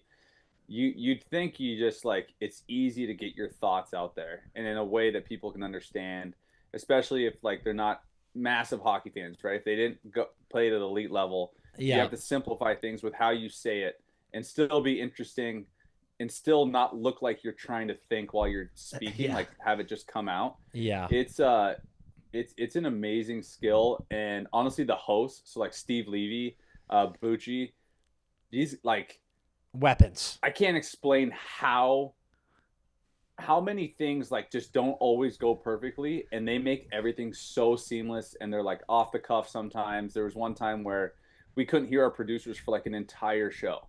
Yeah. And anytime there was any type of audio, so anytime like a clip came up of we're talking over a goal or something, our audio like switched out. We couldn't hear our producers. And Steve Levy is just the ultimate professional.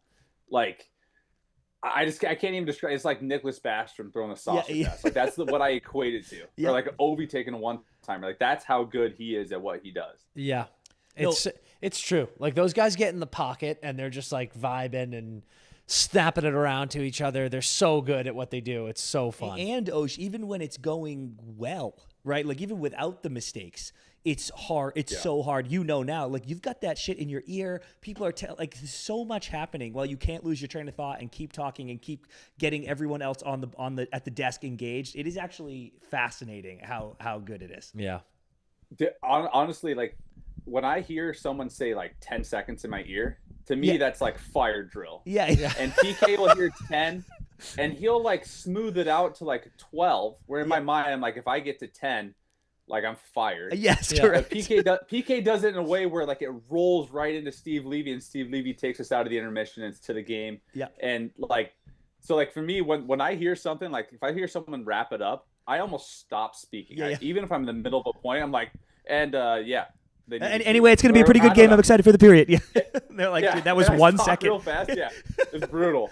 They got to shoot. They got to get more shots. That, like I'm messing up a majority of the time when I'm speaking. And then once I start it, my brain switches off, blackout. And if you ask me right after the intermission what I said, I'd have no idea. Yeah, it's so true, dude.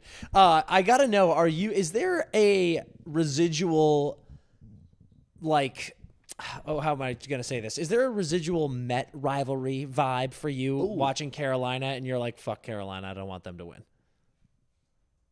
Yeah, so there definitely is. A lot of players have changed since I played against Carolina.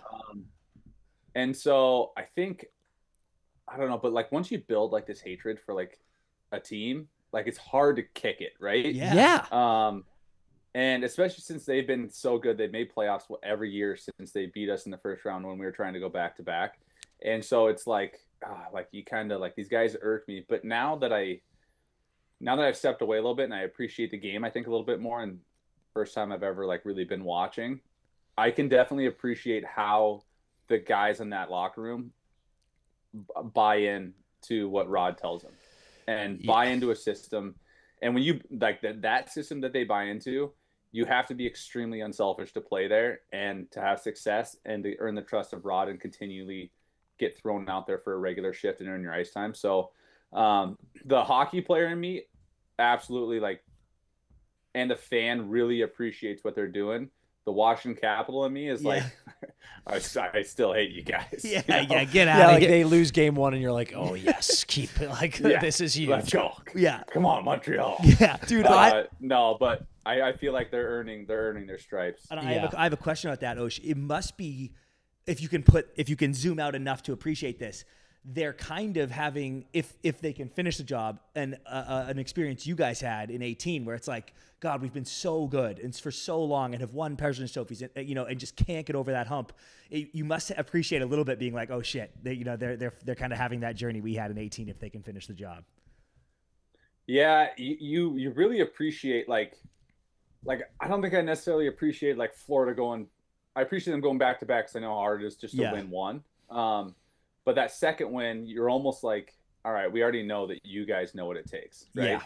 And they did it again. So, and they're tired. They had the shortest summer of anyone, especially with like the partying that goes into it. And so you appreciate that. But like a team like Carolina, like you mentioned, I brought a ton of heartache from St. Louis to Washington. Washington already had all the heartache there. Yeah. We had 2 President's trophies, didn't get the job done. Watch our rivals go on and win. So you definitely, there is something there where I'm almost like happy for the guys in the room that have been there and haven't gotten the job done and have to do those terrible interviews at the end of the season of like, what happened? Like, what was it? And you're like, I mean, I don't know. Like we were right there. We thought everyone was bought in. You didn't get one call here, but then you don't want to make mistakes either, right? Or excuses. Like you don't want to make excuses for why you didn't do it. Sometimes you just got to tip your hat and be like, only one team wins and we didn't get it done. But I definitely appreciated the buy-in that they're having, and also like the secondary scoring. I think that's kind of what they've been missing. Oh my God, that second line is. I mean, they're leading the team by a couple of them. Like they doubled them up in points for some of the guys on the first line, I think. And so it's like that's unbelievable. Now the first line's getting going. They're scary. Yeah. No, it's so true, man. I've been kind of banging the drum all playoffs that like it does feel like this Carolina team is different than they've been over the last several years. Do you feel that as well? Like, do you think that this team actually has the juice? Yeah, I do, because of the depth that's coming out with them. Like when I think back to when we won, like Ovi's always going to be our best player. Ovi and Kuzi were our best 2 players throughout the whole playoffs, right? You can throw Braden Holtby in there. But I don't think of like maybe Kuzi's overtime goal against Pittsburgh to close out the series. But I don't necessarily think of like the big goals I think about is like Devontae Smith-Pelly. Like coming up massive in the finals. You know what I mean? Lars Eller scoring the winner. I think of our depth guys and what they did and how they contributed to like offensively. Those guys are always going to bring it defensively, physicality, PK, all that stuff, right? But those guys stepped up in that way. And in the same token, Ovi and Kuzi stepped up on the defensive side where Ovi's blocking shots, throwing like toe up kick saves from the top of the circles, right? So that's kind of that buy-in. But because Carolina does have this depth and this second line just absolutely feeling it, I feel like it could be their time. Yeah, I agree. I mean, like we talk about Ehlers all the time, man, and it's like that's exactly what you're talking about, the depth and like the additions. And it's like his, 2-goal and overtime performance makes you be like, oh shit, like they kind of got the pieces now. Like they do feel very real. We were talking about, and I want your take on Vegas sweeping Colorado, which fucking blew all of our minds. But it's like everyone saw that and they're like, holy shit, it's just Vegas's year. But Carolina now is showing us, like, I don't know, man. Like if this team goes sweep, gentleman sweep, how do you not respect that? It's crazy. Yeah, no one's game lined up at the start of playoffs for playoff hockey better than Carolina, right? Yep. And we all knew that. Like that was a guarantee. They play playoff hockey almost year round. I know. And when they're not on the same page, they let up a lot of goals because some guys are going all out and they're pressuring, and some guys aren't. Yeah. Going to Vegas, like I didn't really have, with how fast the game is now, right? Like I just didn't have them pegged as like a team that would be in the finals. And I'm probably the worst analyst maybe in the history, because almost every pick that I've made for ESPN has been like dead wrong. So Yeah. I'm so like if you're a betting man, like fade Oshie. You're gonna be making some like serious money. Yeah. But Vegas, it seems like they found something too, though, right? Like yes. There's questions about like Marner in playoffs. Is he leading them in points? I think so. Yep. Yeah, I think he's leading. I think he leads the NHL in points. I'm pretty sure. Yeah, leads the NHL. Hart and net,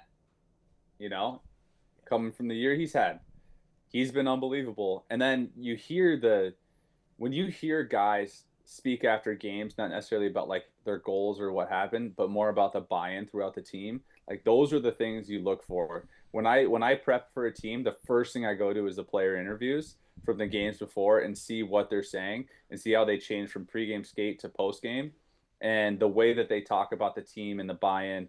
And you can tell as a player if it's something that the coach said and they're just regurgitating it because that's the message, or if it's something they actually believe in. And I think Vegas believes that they have everyone bought in too. So I'm not saying the Carolina and Montreal series is over, but if it is going to be Carolina and Vegas, now you have two teams that are convinced and bought in what they have to do, and they're going to clash with two different systems. Yeah, and it's going to be pretty fun to watch. That's a great take, dude. Dude, agree. That's very, very especially true. Because it's kind of fun that the two teams that have the belief, one of them is the Canes who were the 1 seed and came in and they're 12-1 and all this stuff, and then the other team is Vegas, who I know they were the 1 seed in the Pacific, but they felt like an underdog, like you were saying, Osh. That it's cool that you have one, juggernaut team, and the other team feels like, oh man, we are about to shock the world. Those are two really conflicting ideologies, but so strong in playoffs. Oh, for sure. Osh, who's your pick tonight, so everyone knows who to fade? I think Carolina's going to get it done. Okay. All right. So we're smashing the Hammer Montreal. So whatever you guys want to do. I think Carolina's going to get it done. And only because of the momentum that's on their side, and Montreal hasn't found a way to limit that pressure. Dude, I'm with you. We kept saying, listen, they've played almost twice the amount of games that Carolina has. It looks like they're just like kind of exhausted in a way, and that's not a knock on them. It's it's just been a lot of hockey, and I think with the fear of giving Montreal any life must be so strong for this Carolina team that I'm with you. Like I think at home they're kind of like, if we do not win this game, the Spookville situation that will exist is too much for us to handle. So we've got to take care of this. I think they close it out as well. Agree. They don't let off the gas. I think the thing about the games too, the games played, it's your bodies, right? Everyone's playing hurt. Yeah. But it's almost like more so like the emotional drainage that happens through the ups and downs, through game sevens.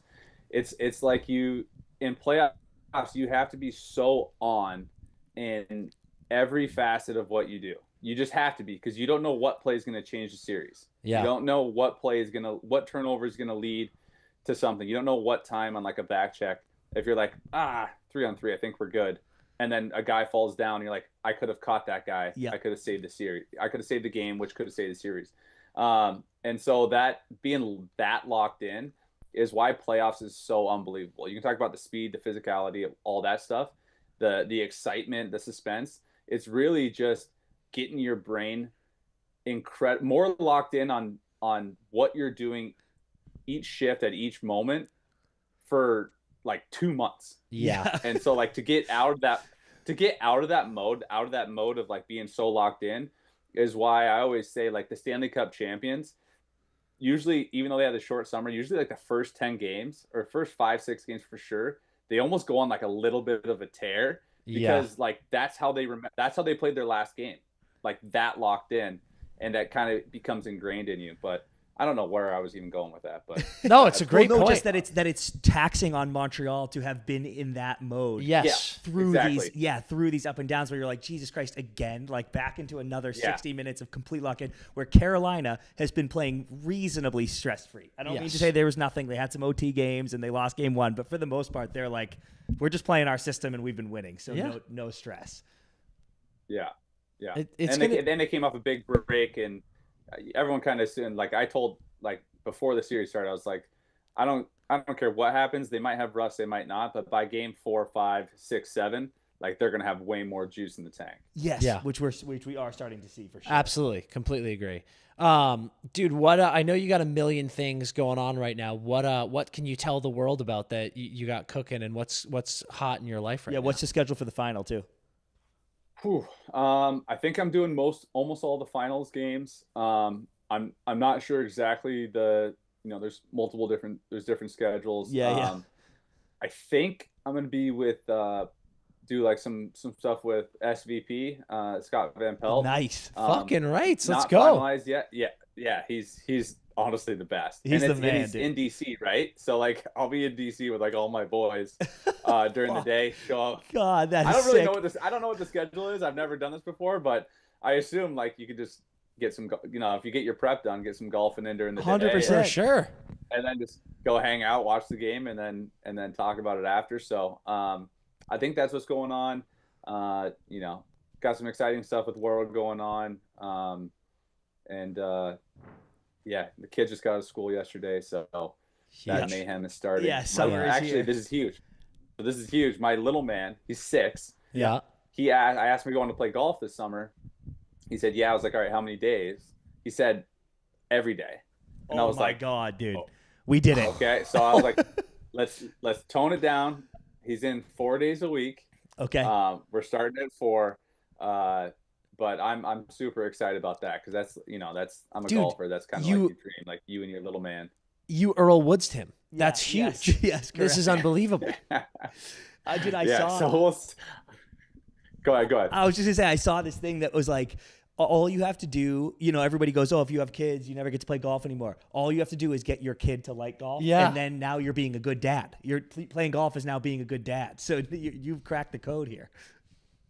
Well, actually, I got this advice from our team Cairo in St. Louis, and he was like, "Yeah, I take my daughters, I take them out like in the afternoon, and we go to like the pond on the course, and I just take all the old balls I find, put them in my bag, and they just hit balls into the pond, and they love it. They love making a splash, whatever. Yeah. And so I kind of started doing that with him. It started out going to like the short game area. I bring his trucks, and I just let him play in the sand trap with his trucks. Dude. There you go. And then eventually he was like, then I bring a wedge with him. And eventually he'd hit like 4 or 5, they wouldn't go anywhere. He's like, all right, I'm gonna go play trucks. Yeah. So it's been like a 2-year thing where I've been like, all right, let's go hit balls in the pond. Let's do this. Yeah. So he's in 4 days a week right now. And I think he loves it. At the end of last fall, we were on the range for like 2 hours, and I think my back was hurting, so I wasn't really hitting. I was just, chipping around, hitting some punch shots, whatever. And Campbell's, I'm like, all right, bud, we gotta go. Like, I think we already missed dinner. Yeah. So we're driving out of Interlaken, and he's like, Papa, wait. And I stopped, and I was like, oh my God, like what? He's like, we didn't putt. And I was like, oh my God. I was like, all right, let's call Mom. I was like, you're talking to her. So he called, Mom, can we go putt? And she was like, yeah, I guess. Yeah. So we pulled a little U-turn and went back in and worked on the short game. This is unbelievable. This is dude. perfect. Campbell's coming in clutch This right is now. so huge. Lauren's eventually going to be like, are you fucking kidding? You're like, listen, I'm just being a good dad. Yeah, I don't know what to correct. tell you. Like, I'm letting this kid follow his dreams here. And this is about to be the best summer ever, dude. I'm pumped for it. Yeah, this is huge. Are you gonna be you gonna be in DC for the entirety, or are you gonna be on site at any of the games? I think I'll be in DC. Okay. And so nothing's confirmed yet. This is just rumblings. Nothing's solid. So once I get the call of where I'm going, what I'm doing, obviously it'd be great to be on site, right? To be in the arena and feel the buzz. But I know PKMS will do it and Leafs will do a phenomenal job there. Yep. But even just like that's the hard thing with TV is like I'm by myself a lot, right? I'm traveling by myself. I'm going out to dinner by myself because guys are going all over the place. Yeah. PK's in New York. Steve Levy did a game the night before, whatever it is. And so the one cool thing about the finals is that the guys travel to the rinks together, so they're able to go out to dinner. Whatever, grab a beer, talk about the game. There's probably so many good things that come from them being together for the full finals, where you're probably going to get a lot better coverage than you would if guys are coming from all over the place and not able to kind of talk off air too much. Yeah, no, it's true. I was gonna say, fuck, like we gotta. I know. I want to pop into DC, dude. Maybe we do. If we're in Raleigh, let's pop over. I mean, I'm bringing the clubs with me for sure. Yeah. So bring the clubs, boys. Maybe we'll just pop down. Let's get her going. Let's get down to DC. There we go. All right, dude. Before we cut you loose, you mentioned like a bunch of great things going on with the Royal Road. Is there anything that the people need to know? I don't even know if I'm allowed to show this or not. I actually have an approved prototype of our new sock. Oh, nice. I actually have my War Road socks on right now. Yeah. Bang. Hey, let's go. They are, I don't know if you can see like the little. Oh, I sure can. Oh, dude. That's all cut resistant right there. Oh, hell yeah. Yeah, so you guys know Jason. He's been working extremely hard on this fabric right here for a long time. And so to finally bring it to the sock, we got some other ideas of where it could go. It's super, super exciting. We got the kids, all our kids, youth Tylos are 50% off right now. So I think that's the lowest they've ever been. Incredible. 50% off until I believe the 4th of July. So people can gear up for next year, get them early, stash them away, for the fall. Yeah, that's fantastic. Yeah, that's pretty much it. I got some, I posted that thing about like doing a podcast thing. That's, not totally off the table. My head's always spinning. I'm always trying to find ways to like be home and be around my kids. Yeah. Because I love like all of like the development that goes into like everything, right? Even like doing math and stuff. Yeah. I love trying to like help their brain like figure out things. Same with on the ice or a skating stride or a golf swing or whatever it is. I'm super interested in the mental side and also like the positivity and the positive reinforcement, all that stuff. And so this year has just been crazy with the Olympics, Caps, ESPN. It was so much travel that I missed a lot of this year. And so just trying to find ways to be home a little bit more. Hell yeah, man. That's awesome. Love it. That's good stuff. And dude, when those socks drop officially, let us know because we will pump that up. Those are incredible. Oh yeah, absolutely, dude. I appreciate. Yeah. Honestly, I might get in trouble for showing those on, but they're the real deal. And people have been NHL players have been asking for them for a long time now because we had our sock. I actually love the other sock, but it's not cut resistant. Yeah. And so we'll see if we'll see when these drop. I actually don't even know. That's like how new this is. This is like an approved prototype. Yeah. So like people want it right now, and we're like, you can't have it. Yeah. The only two people that I know that actually have them is John Carlson was leaving Anaheim. They had a tournament in Minnesota on his way to DC, and so I got one for Luca Carlson. I gave him a pair. Nice. And then my daughter Lenny got a pair this morning. Those are the only two. 4 pairs. Yeah. So those are the two that actually have them. That is awesome. I don't know who else. That is epic. I love it. All right, well, dude, we'll let you go, but go enjoy the first day of summer here. But we'll hit you up soon because we might have to make that we'll DC get dialed during the finals happen for sure. Boys, come out. Let's bring the sticks. We'll get fired up. We got to do it. Depending on if it's an off day or not. If it's in between games, Yeah. You know, we can have a little bit more fun out there. Absolutely right. Yeah. We'll figure it out. I appreciate you. I appreciate you guys having me on. You guys are one of the best. I always appreciate it. Always, dude. It's a blast. Thanks for coming, Osh. You're the best, man. Later, buddy. See you, boys. Yeah. What a set. This has been the best free-for-all Friday of all time. Incredible. Just a bunch of the friends joining in. We're going long here, which I love. We're giving people a nice Friday sesh. That's okay because we have the room for a while. Oh, let's go. Let's go. I mean, I'm just saying, like, yeah. Let's we don't have to overkill it. Let's wrap this ep up with God knows how long it'll take. I mean, we might be on for another 3 hours, but I have a special guest coming. Do you? Yeah, I do. In person. In person? Yeah. That's exciting. Right. Do you want to do that now, or do you want to get into free for all Friday talk? They're on their way. I mean, they're free for all Friday friendly. Okay, is this ladies and gentlemen? Oh, Sean Buffini. My God, dude. Go in there Wow. and sit. This is very special. Sean, I know people love to see Sean. This is sit very down, special. sir. How is everyone? Wow. You know, I was we were at dinner last night. I don't need this. We were at dinner last night and we were talking just some like old funny Netters clips and like funny moments. And I brought up the sneezing clip. Oh yeah. Dude, dude. That makes me laugh every time I watch it still to this Do you remember day. what you said? No. Oh, it was like 70, 78? Yeah. 78 sneezes. Yeah. In a year. Yeah. I might have been off with that a little bit. Yeah. I stand by that. No, I only sneeze. There are 70 people times. who are on your side still. Oh, I hope so. I was going to say, man, the chat is buzzing for you right now. Yeah, that's chat's cool. fired up for Sean. This is great. Hello, chat. I was talking about you guys last night. I went to my friend's volleyball game, and one of his teammates. I was wearing a Netters hoodie. It was cold. And I had a t-shirt, and I grabbed a Netters hoodie, which Jack just told us not to do in the 10 a.m. meeting. But Wait, one of his he teammates told you was a not to Netters do what? fan. No, Jack Barrett was like, "Don't take too many the merch off the rack here. Yeah. Our free merch stuff isn't Well, isn't yeah, for I us." need it. Yeah. But so I show up and he's like, "Wait, have we met?" And he sees he's like, "Oh, you're from Netters," and he says, "I was like, are you guys like around here? Because I think I like ran over Chris or Dan while they were like rollerblading in Santa Monica." Oh, That dude. sounds right. I have been rollerblading recently. That would be very interesting. Wait, ran over? Like squished? Almost squished in a car. You didn't know how close to dying you were. That's incredible. There's someone out there that thought that they almost took your life. Dude, That's is crazy. he? So hold on, you were at your friend's volleyball game. Yeah. This person was on the team. Yeah, it was So on you the could team. see them. We could get this Was this information like to an this- This is- organized this- indoor volleyball game? This gentleman's name was Chase, I believe. Okay. Okay. Yeah, this is like an organized. It was the final name. of their league. They Indoor? came in. Beach They came or what? second. Beach Beach or- volleyball. Yeah.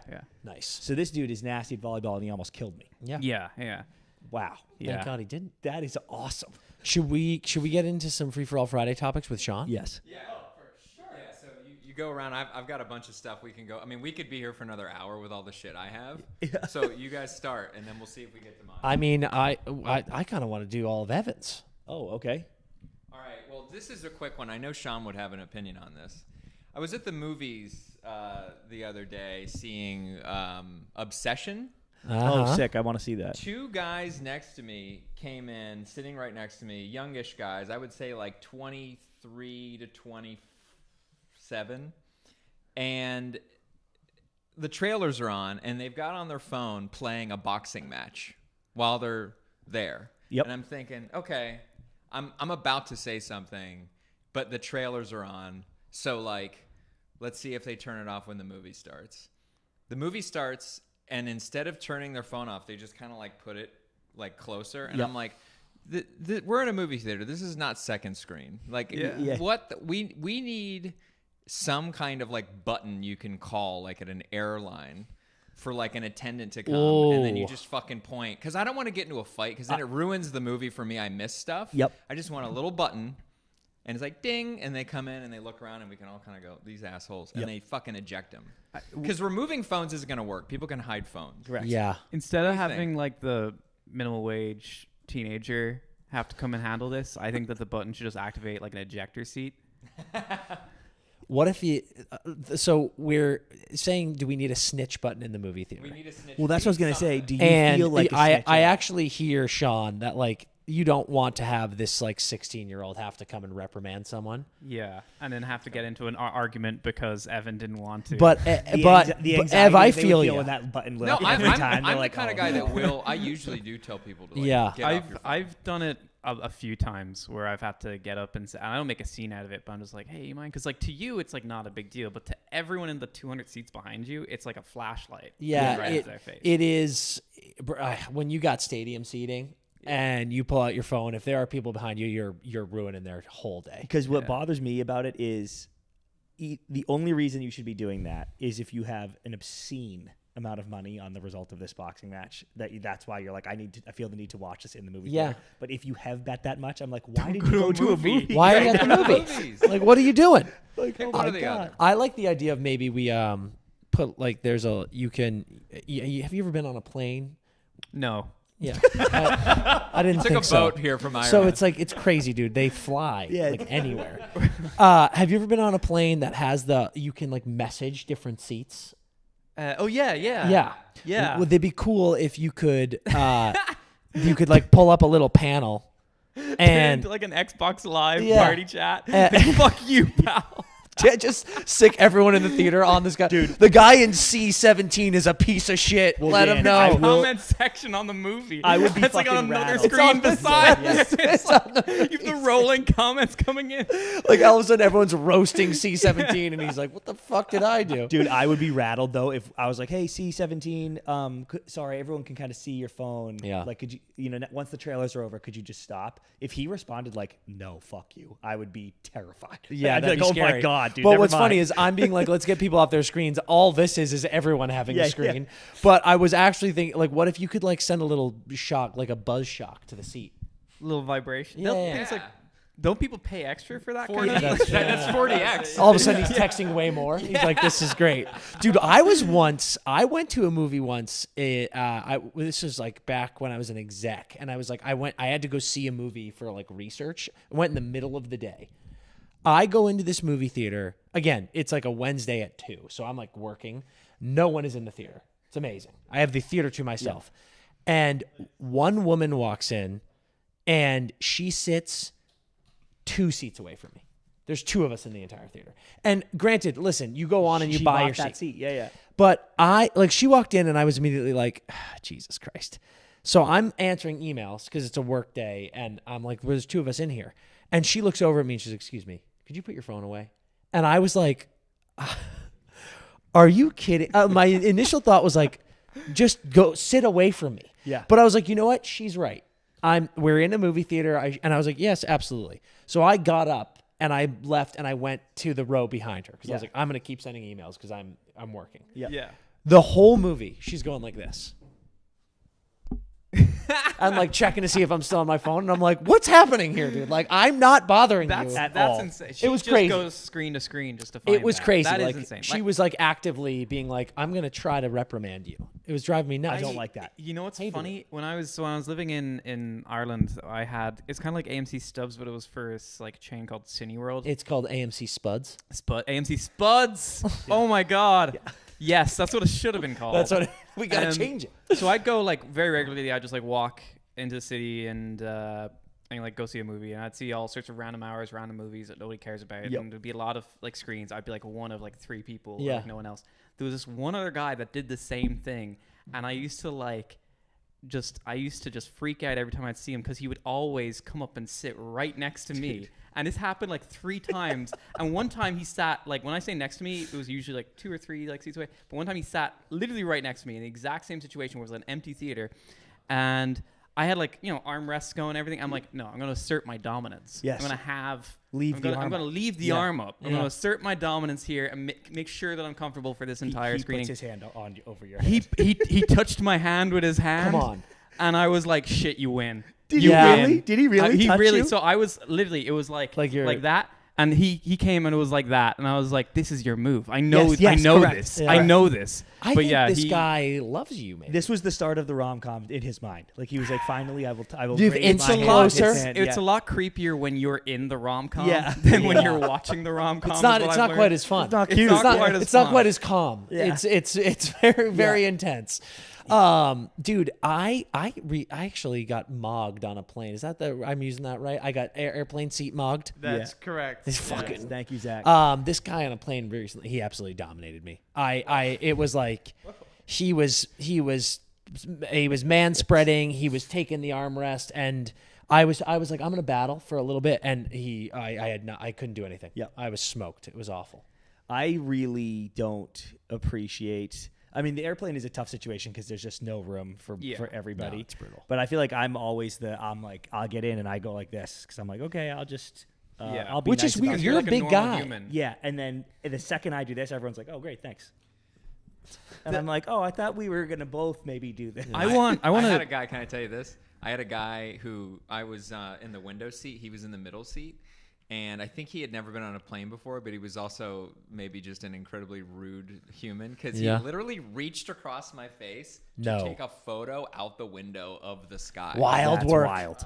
I'm Wild like sitting work. here and his hand comes in and I'm like, dude, what are you going to look I've at? noticed recently that's awful. I've noticed recently sometimes the air vents they're way higher. Yeah. Yep. And this like is real. you really got to get in people's personal space to like get your Yeah, but you gotta do like what the waiters say. Where they're like, "Oh, sorry, Pardon pardon my my reach." reach. Yes, Pardon my dude. reach. That's what you gotta do. You're I absolutely have a certain etiquette with planes where I think that the aisle seat gets the extra leg room, the middle seat gets both armrests. Okay. And then the window seat gets the view. That is a very democratic that way you of get doing to something. sleep against the wall. should be the rules. He's Irish. Because They it'd should be say very- that. They should say that out loud. Yeah. Like, this is the way this works, dude. You Absolutely. get the armrest. I had a guy, you know how there's like an under seat area in front of each of your seats? I was in the middle, but I had a guy in the aisle put his right foot in my under seat area. Well, that's fucking crazy. Yeah, that I is was like, that is where I would hit the Evan. I would ejector hit, seat I would, button? I would hit the ejector seat button Yeah, on that. I'd be like, "Are you out of your mind? literally, this is my You know what? property. And we That's can- crazy. That is crazy. We That can. is- who would do that? Yeah. That's so weird. That is wild work, folks. It's wild. We can move. I want your next topic in a second, Ev. But I was recently like stuck my feet under there, and there's like a bar that like your bag hits up against. This woman in front of me was like hooking her feet under her seat. I was like, "What are you doing?" And like our feet were touching. She was back down? She was like, it was very Not strange. cramped enough for her. Oh, I was like, what are you doing? I felt bad. I was like, sorry. But then I was like, I think that's my space. But I don't really. Here's the thing. I don't know if we can talk about this because if we play video, they can't hear it, right? Oh, ooh, maybe. I mean, yes. We'll narrate what the sound of the video is. We'll do That the sound is, effects. look at the Sean stats graphic up right now. that's incredible. Fucking absolutely hilarious. That is incredible. career stuff. Dude, that is so good. Wow. So We've also been flashing this one up too. I want the Yeah. chat to know. Also, the chat is going the nuts. chat is going nuts. There's way more people in here, by the way. Yeah, correct. Like, Yeah. everybody was like, Sean's here. Let's go. Oh, it's fucking cute. special. Literally 2 back-to-back Olympians come on, and then Sean comes in. Yeah. What do Olympians do? Who Just be the matters best more? in the world at what they do? Yeah. They have hot takes on the currency in Harry Potter? Yeah. Sure don't. Sure don't. And what's the next topic, Ev? Well, I wanted to show a video, but it really requires you have to hear it. We got to hear it. Okay. And I think it'd be funny for Sean to watch this too. Okay. Do you have this video? It's Yeah, give me 2 seconds. it's the Leafs are the best. And Have you seen this? Is it a YouTube video? Yeah. You it's a can music put it in the video. chat, Zach, too, so then people can watch it on their own. that's a good It- call. No, but I it- mean, I think what I'm saying is I'm sure the chat's gonna hear it. It's mostly can we hear it in the room? Oh. You know what I mean? But maybe they have to put their headphones on. Yeah, they will hear it if the headphones are on. But we can do it this way too.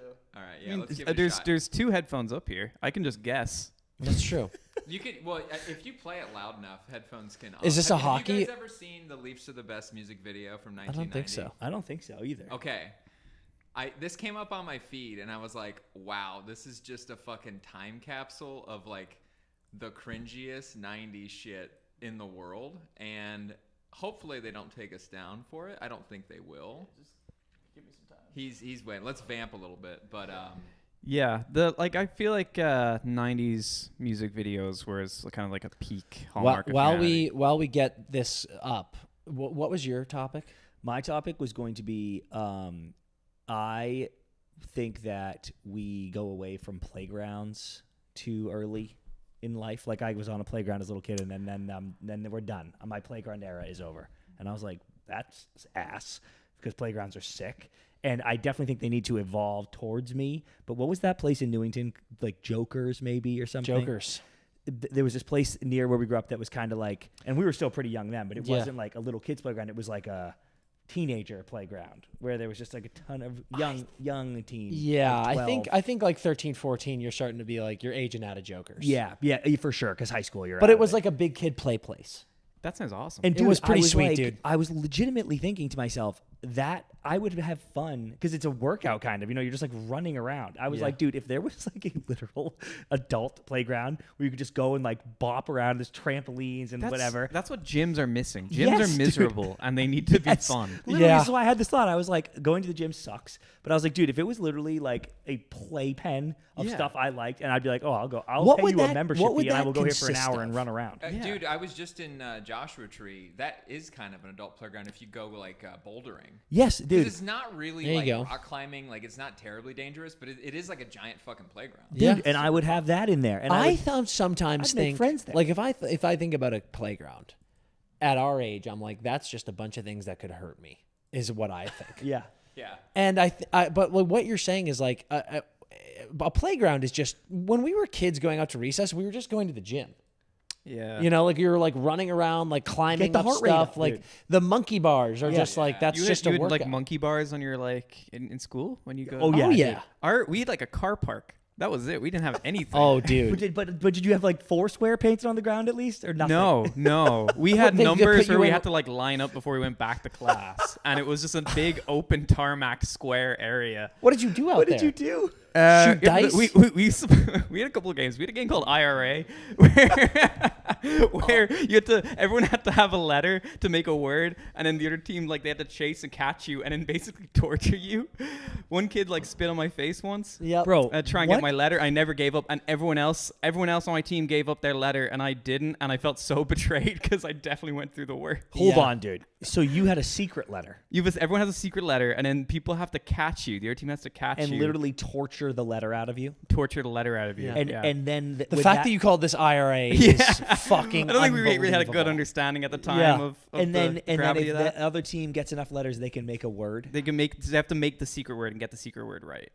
And then we had so another they we had need a to game unscramble called all your letters. Yeah. Bulldogs Charge, where it was basically just like running mosh pit from one side of the yard to the other, where like people have to try and like grab you and catch you. That was kind of Red Rover for us. Yeah, Red Rover. Do you know that game? I know. Red, It's the same as yeah, I Bulldogs think it might be Charge. the same. Red Rover was, you would go, you'd have like, let's say it was us five. We'd all lock arms and we'd go, Red Rover, send Nelson on over. And he would have to sprint at us and try to break through it's one of the arms. Yeah, same kind of Dude, game. that game was such a big thing. And then you eventually got to an age where the first person like dislocates their shoulder because we're getting too big for the game. And like, I feel like we all have that moment where the first Red Rover injury happens and you're like, okay, we can't play this anymore. It got like banned at our school because like, someone got fucked up. Yeah, it was banned in our school too. We still like could sneak it in every once in a while until we were caught. Isn't it weird how like durable children are? Oh yeah. Rubber. They're made of rubber. Can you imagine if you had like an 8-year-old that was 6 feet tall? They'd be unstoppable. Like an army of those things. You know what's actually funny? Some guy, I think it was in Jersey. No, it was overseas, which makes sense. Might have been Finland. This dude just got arrested for, he was 37 years old posing as a high schooler playing hockey. What? And he was murdering kids, like fucking just destroying. Like I'm not talking putting up points. He was like hitting them and like injuring people. Crazy. And then someone was like, "Is this a 37-year-old man?" And it sure was. Yeah. And he got arrested. One of my favorite jokes in cinema history was, I think the movie's called Benchwarmers. Benchwarmers, and yeah. there's like they have the baseball league, and there's like one dude who's like has his own child, but he's in like a child's league, and his like ID is like written in crayon, like I am 12. I think about that all the time. It's incredible. Yeah, that's you. This That's guy what was happened. doing. That's He what was happened. literally That's doing actually that. what Yeah. happened. Yeah. Do we have the video? I think we might be ready. Oh, hold on. But we'll see. Oh, I'm just. Okay, here we go. Oh, whoa. We were talking about VHSs earlier. This is Oh making man, me did you see that game last night? Oh yeah. The Leafs are awesome. I wish I could play in the NHL and Stanley Cup. Yeah, I'm Gilmore today. Clark was better. He's the best. Okay, I guess I'll be Anderson or Andrechuk, one of those guys. Oh, did you see Potvin playing? He was wicked. Did they kill us or They're didn't trying know? to Or was that just the Yeah, TV? the cat, they call him. We're still getting. Oh, cool. We're watching Nickelodeon. There's some guys in the ice. I was trying to turn the volume. Probably some young guys trying to make it in the NHL. He'll never make it. I know. Making fun of their video. I wanted to play There's in the so NHL. much going on the So that- TVs right now. I have no idea what's happening. This is hold on. hilarious. I'm pausing it. What the fuck? Is this what the chat is seeing right now? No, they're seeing this. Oh, they're seeing us. All right, pause. We got to get to input. Oh, they're still seeing the video. Oh, great. They're still seeing it. Yeah, you're good. They're still seeing the video. Evan, whatever you did couldn't have blown this up I'm more. so sorry. I was trying to turn the volume up so you guys could hear it, but what? How do we get the TV back to normal? Let me transition this and I'll fix it. Do you think? Here, hang on. Oh yeah, actually we have a pro here. Yeah, we do it, bro. I'm trying to get it back to the. Holy shit, that was funny. Well, so my point was, in the late '80s, early '90s, everybody was trying to. Okay, here we go. Here we go. Every guy Good thinks God. I know. Yeah, the right, cat. here, we're they back. call him. So this gets better. Trust me. There's some guys in the ice. Probably some young guys trying to make it in the NHL. He'll never make it. I know. When I grow up, I wanted to play in the NHL so that, and to be with the Leafs and win the Stanley Cup. That's That would my be dream. Keep dreaming, kid. That's the best dream to have. That's Mitch Marner. Whoa! Yeah. Whoa. Look. What are you guys doing? What are you guys doing? Get out here! Big guys in our team! This is the most Canadian thing I've ever seen. Here we go. Then it becomes a music video. So, Dan, can you tell me, are these players Yes. singing the song? Oh, well, I don't know what's. Well, they're coming out here.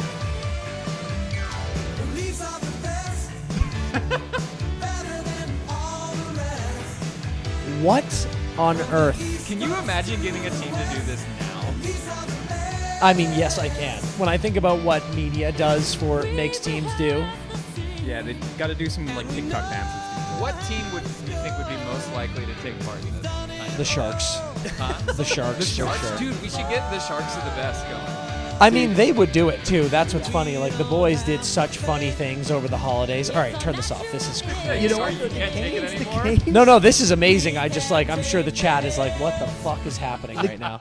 Actually, they love it. The Canes did the Storm Surge shit for a lot. They were Yeah, doing they did. sketches I for mean, a like, while. think about all the schedule release videos that we've all mind-blowing lyrics.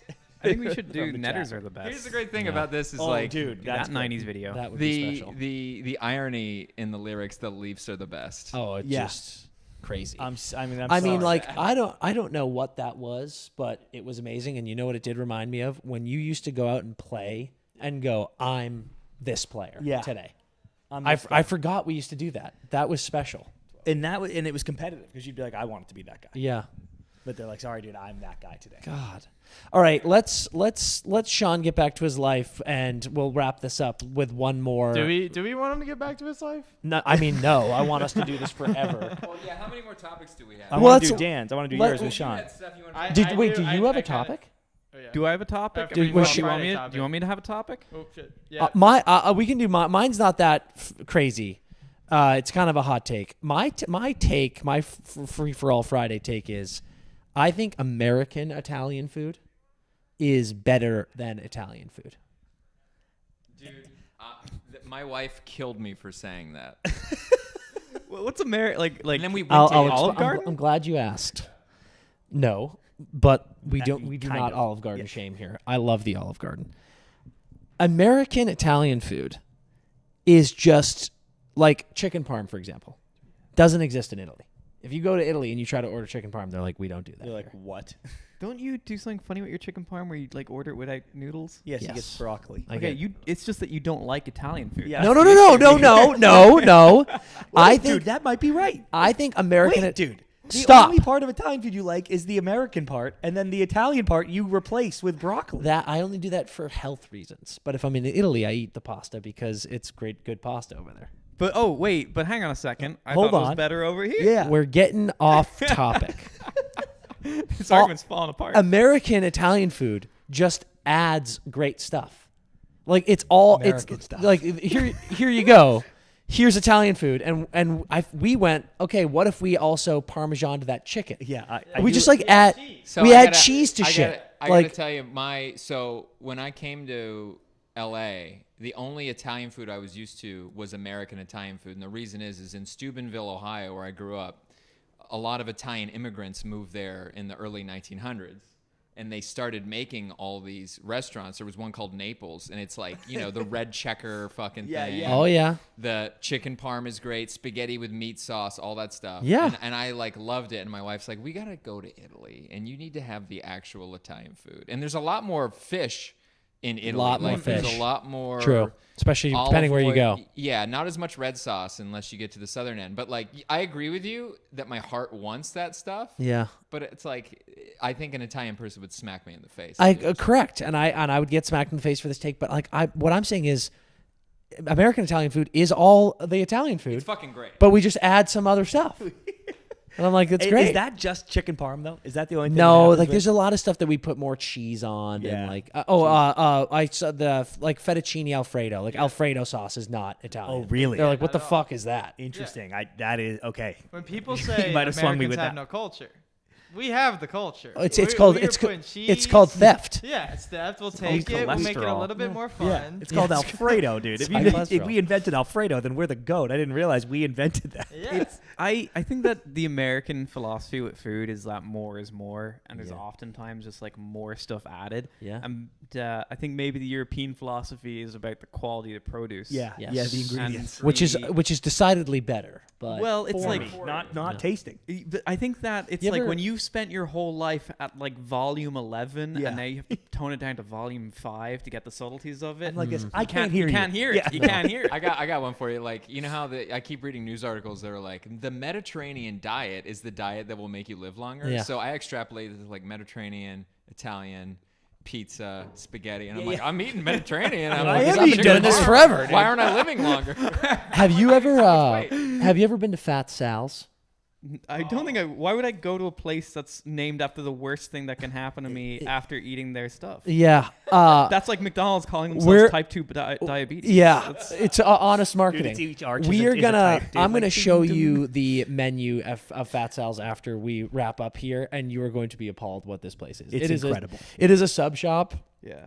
Everything on the menu is, what if we made a sub that you've heard of, like an Italian sub, and then what if we put in chicken fingers, fries, and mozzarella sticks into it? Actually sounds really good. It's incredible. Chris loves it. Yeah, That it's sounds it's awesome. so I mean, good. That sounds like one of those like heart attack grill places. Yeah. Yeah. That's Have exactly you what it You've is. never been to Pittsburgh, Sean. They've got a thing called the Primanti sandwich, which is like any kind of deli meat you want, coleslaw, French fries on a sandwich that's basically 2 thick pieces of bread. And the sandwiches are like that big. They're fucking great. Yeah, and they're perfect. That's a special. What do they call this? The Primanti sandwich. I love the way that some food items in the States have such like like they're like cryptoids. Yeah. They're like kind of a thing where it's like they have such a mystique behind them, Yeah. being like it's not allowed in 49 states, Yeah. but in this one, you go to Nebraska, Yeah. they will serve it to That's you. like Louisiana. Everything there is like Exactly. horrible for you.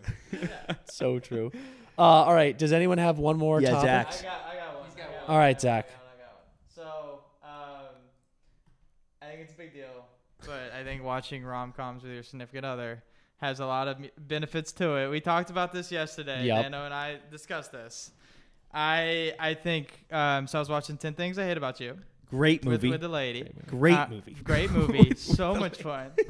And you know, I think it gets the juices flowing. I think it was Evan's anniversary recently. I was like, I think throwing on a little rom-com makes it a little bit better. I think it gets the juices flowing with your lady, and I think it always leads to a good night.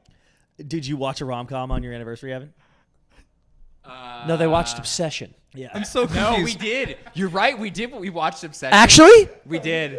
And I was a little freaked out because we had plans to, you know. That is fucking insane work. But my wife is a horror movie writer and like loves Yeah. that shit. So she like didn't bother her at all. But I was like, wow. Yeah. Wait, so did I mishear this, or Zach, did you see a rom-com with a lady to celebrate Evan's anniversary? Yes, Is that what I'm understanding? Exactly what I did. Who was the lady Evan's wife? That is, bro. That is one of the best friend moves I've ever heard in my Could be life. the move. This could be the move. Somebody get Dolan. Celebrating your friend's anniversaries. Yeah. Is fucking all time, dude. Not with them. Yeah. No, No, you you're celebrate it with- like Christmas.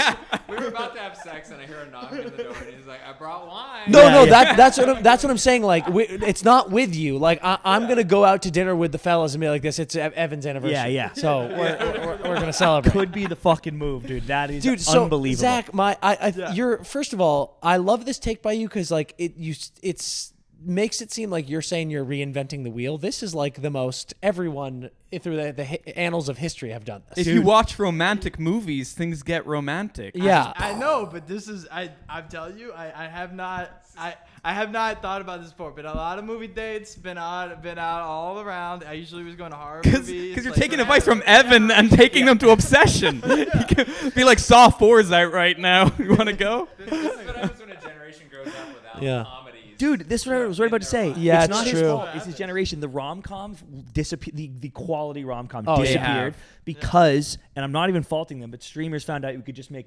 super cheap, horrible rom-coms, and everyone's like, whatever, I don't care, and just watch it. So they're winning because they're like, yeah, well, the views, we get 1 trillion views on this, but we really lost the good quality. rom-com in his. I mean, you age see it group in and stuff. TV feel too. good stuff, kids movies. Like I think Sheep Detective is that right now. It's I've heard incredible. really good things. Dude, I have you haven't seen seen it it? yet. Incredible. I need to see Sean, it. you're going It's to got fuck. an amazing it's got amazing reviews. No, it's Sean, it's you are amazing. going to fucking love it. I saw the poster for it off of like the i5 or something. Yeah. And I freaked out. I was like, that's a movie for me. I love that. It's unbelievable. And then I Dude, I actually want to see it with you.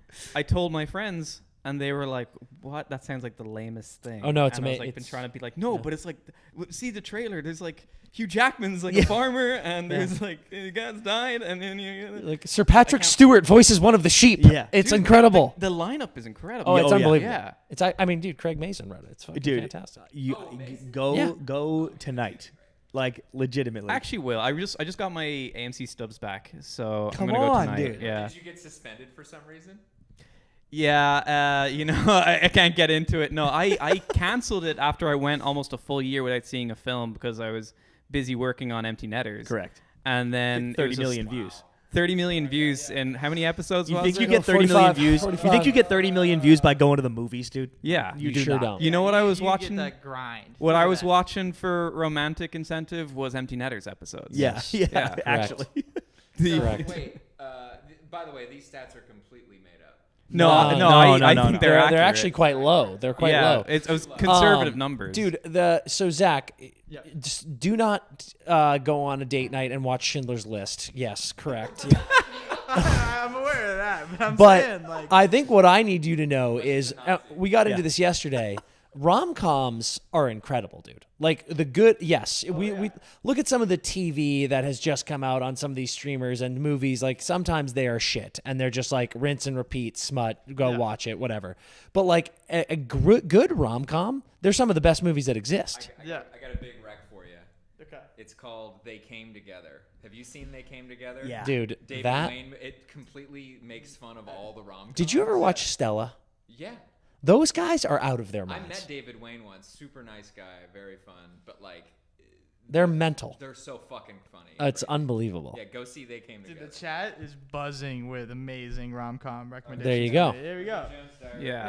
Yeah. Y'all are about to get me so laid. 'Cause a Zach- bunch. I feel like Love the Princess Bride. you're learning this far earlier in life than I learned this. Whereas there's a whole genre of film that a lot of young guys skip out on because they Yep. think it's not worth their time. Yep. And Yeah.